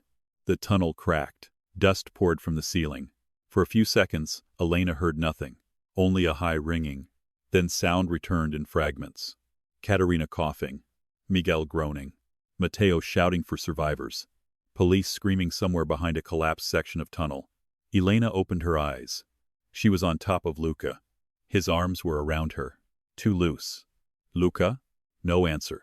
Panic turned her blood to ice. Luca. She pushed herself up. His eyes were closed. Blood ran from his temple. His chest moved shallowly beneath torn fabric. Too shallow. No. Elena pressed 2 fingers to his neck. Pulse. Weak. But there. She slapped his cheek lightly.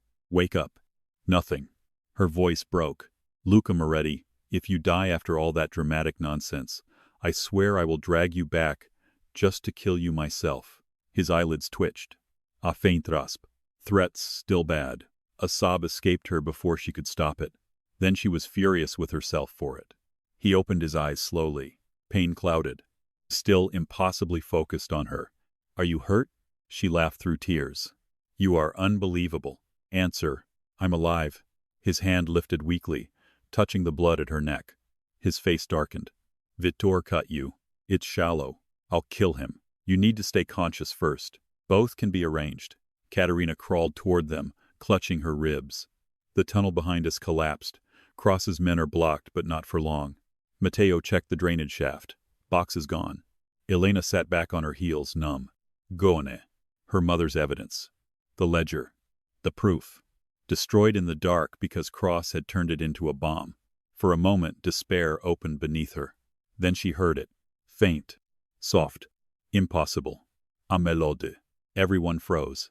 The tune drifted through the cracked tunnel, delicate and metallic, like a child's music box playing from somewhere underwater. Elena's breath caught. Luca's eyes opened wider. "The charm," Katerina whispered. The blast had destroyed the box.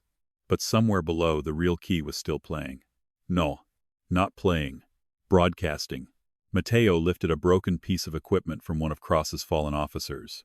A police signal scanner. The screen flickered weakly. A line of data pulsed with the rhythm of the melody. Elena stared. "The melody isn't the code," she whispered. Luca slowly pushed himself up, despite Elena trying to stop him. His eyes were locked on the scanner. "It's a transmission." Katerina covered her mouth. Marisol Carter had not hidden evidence in a box. She had hidden a signal. A dead woman's voice, waiting 16 years beneath Chicago, now awakened by blood, explosion, and her daughter's touch. The scanner crackled. Static. Then a woman's voice came through. Soft. Distorted. But unmistakable. Elena's heart stopped. "Elena, mi corazón." Her mother. Elena dropped to her knees. The tunnel disappeared. The war disappeared. Even Luca faded beside her. Only that voice remained.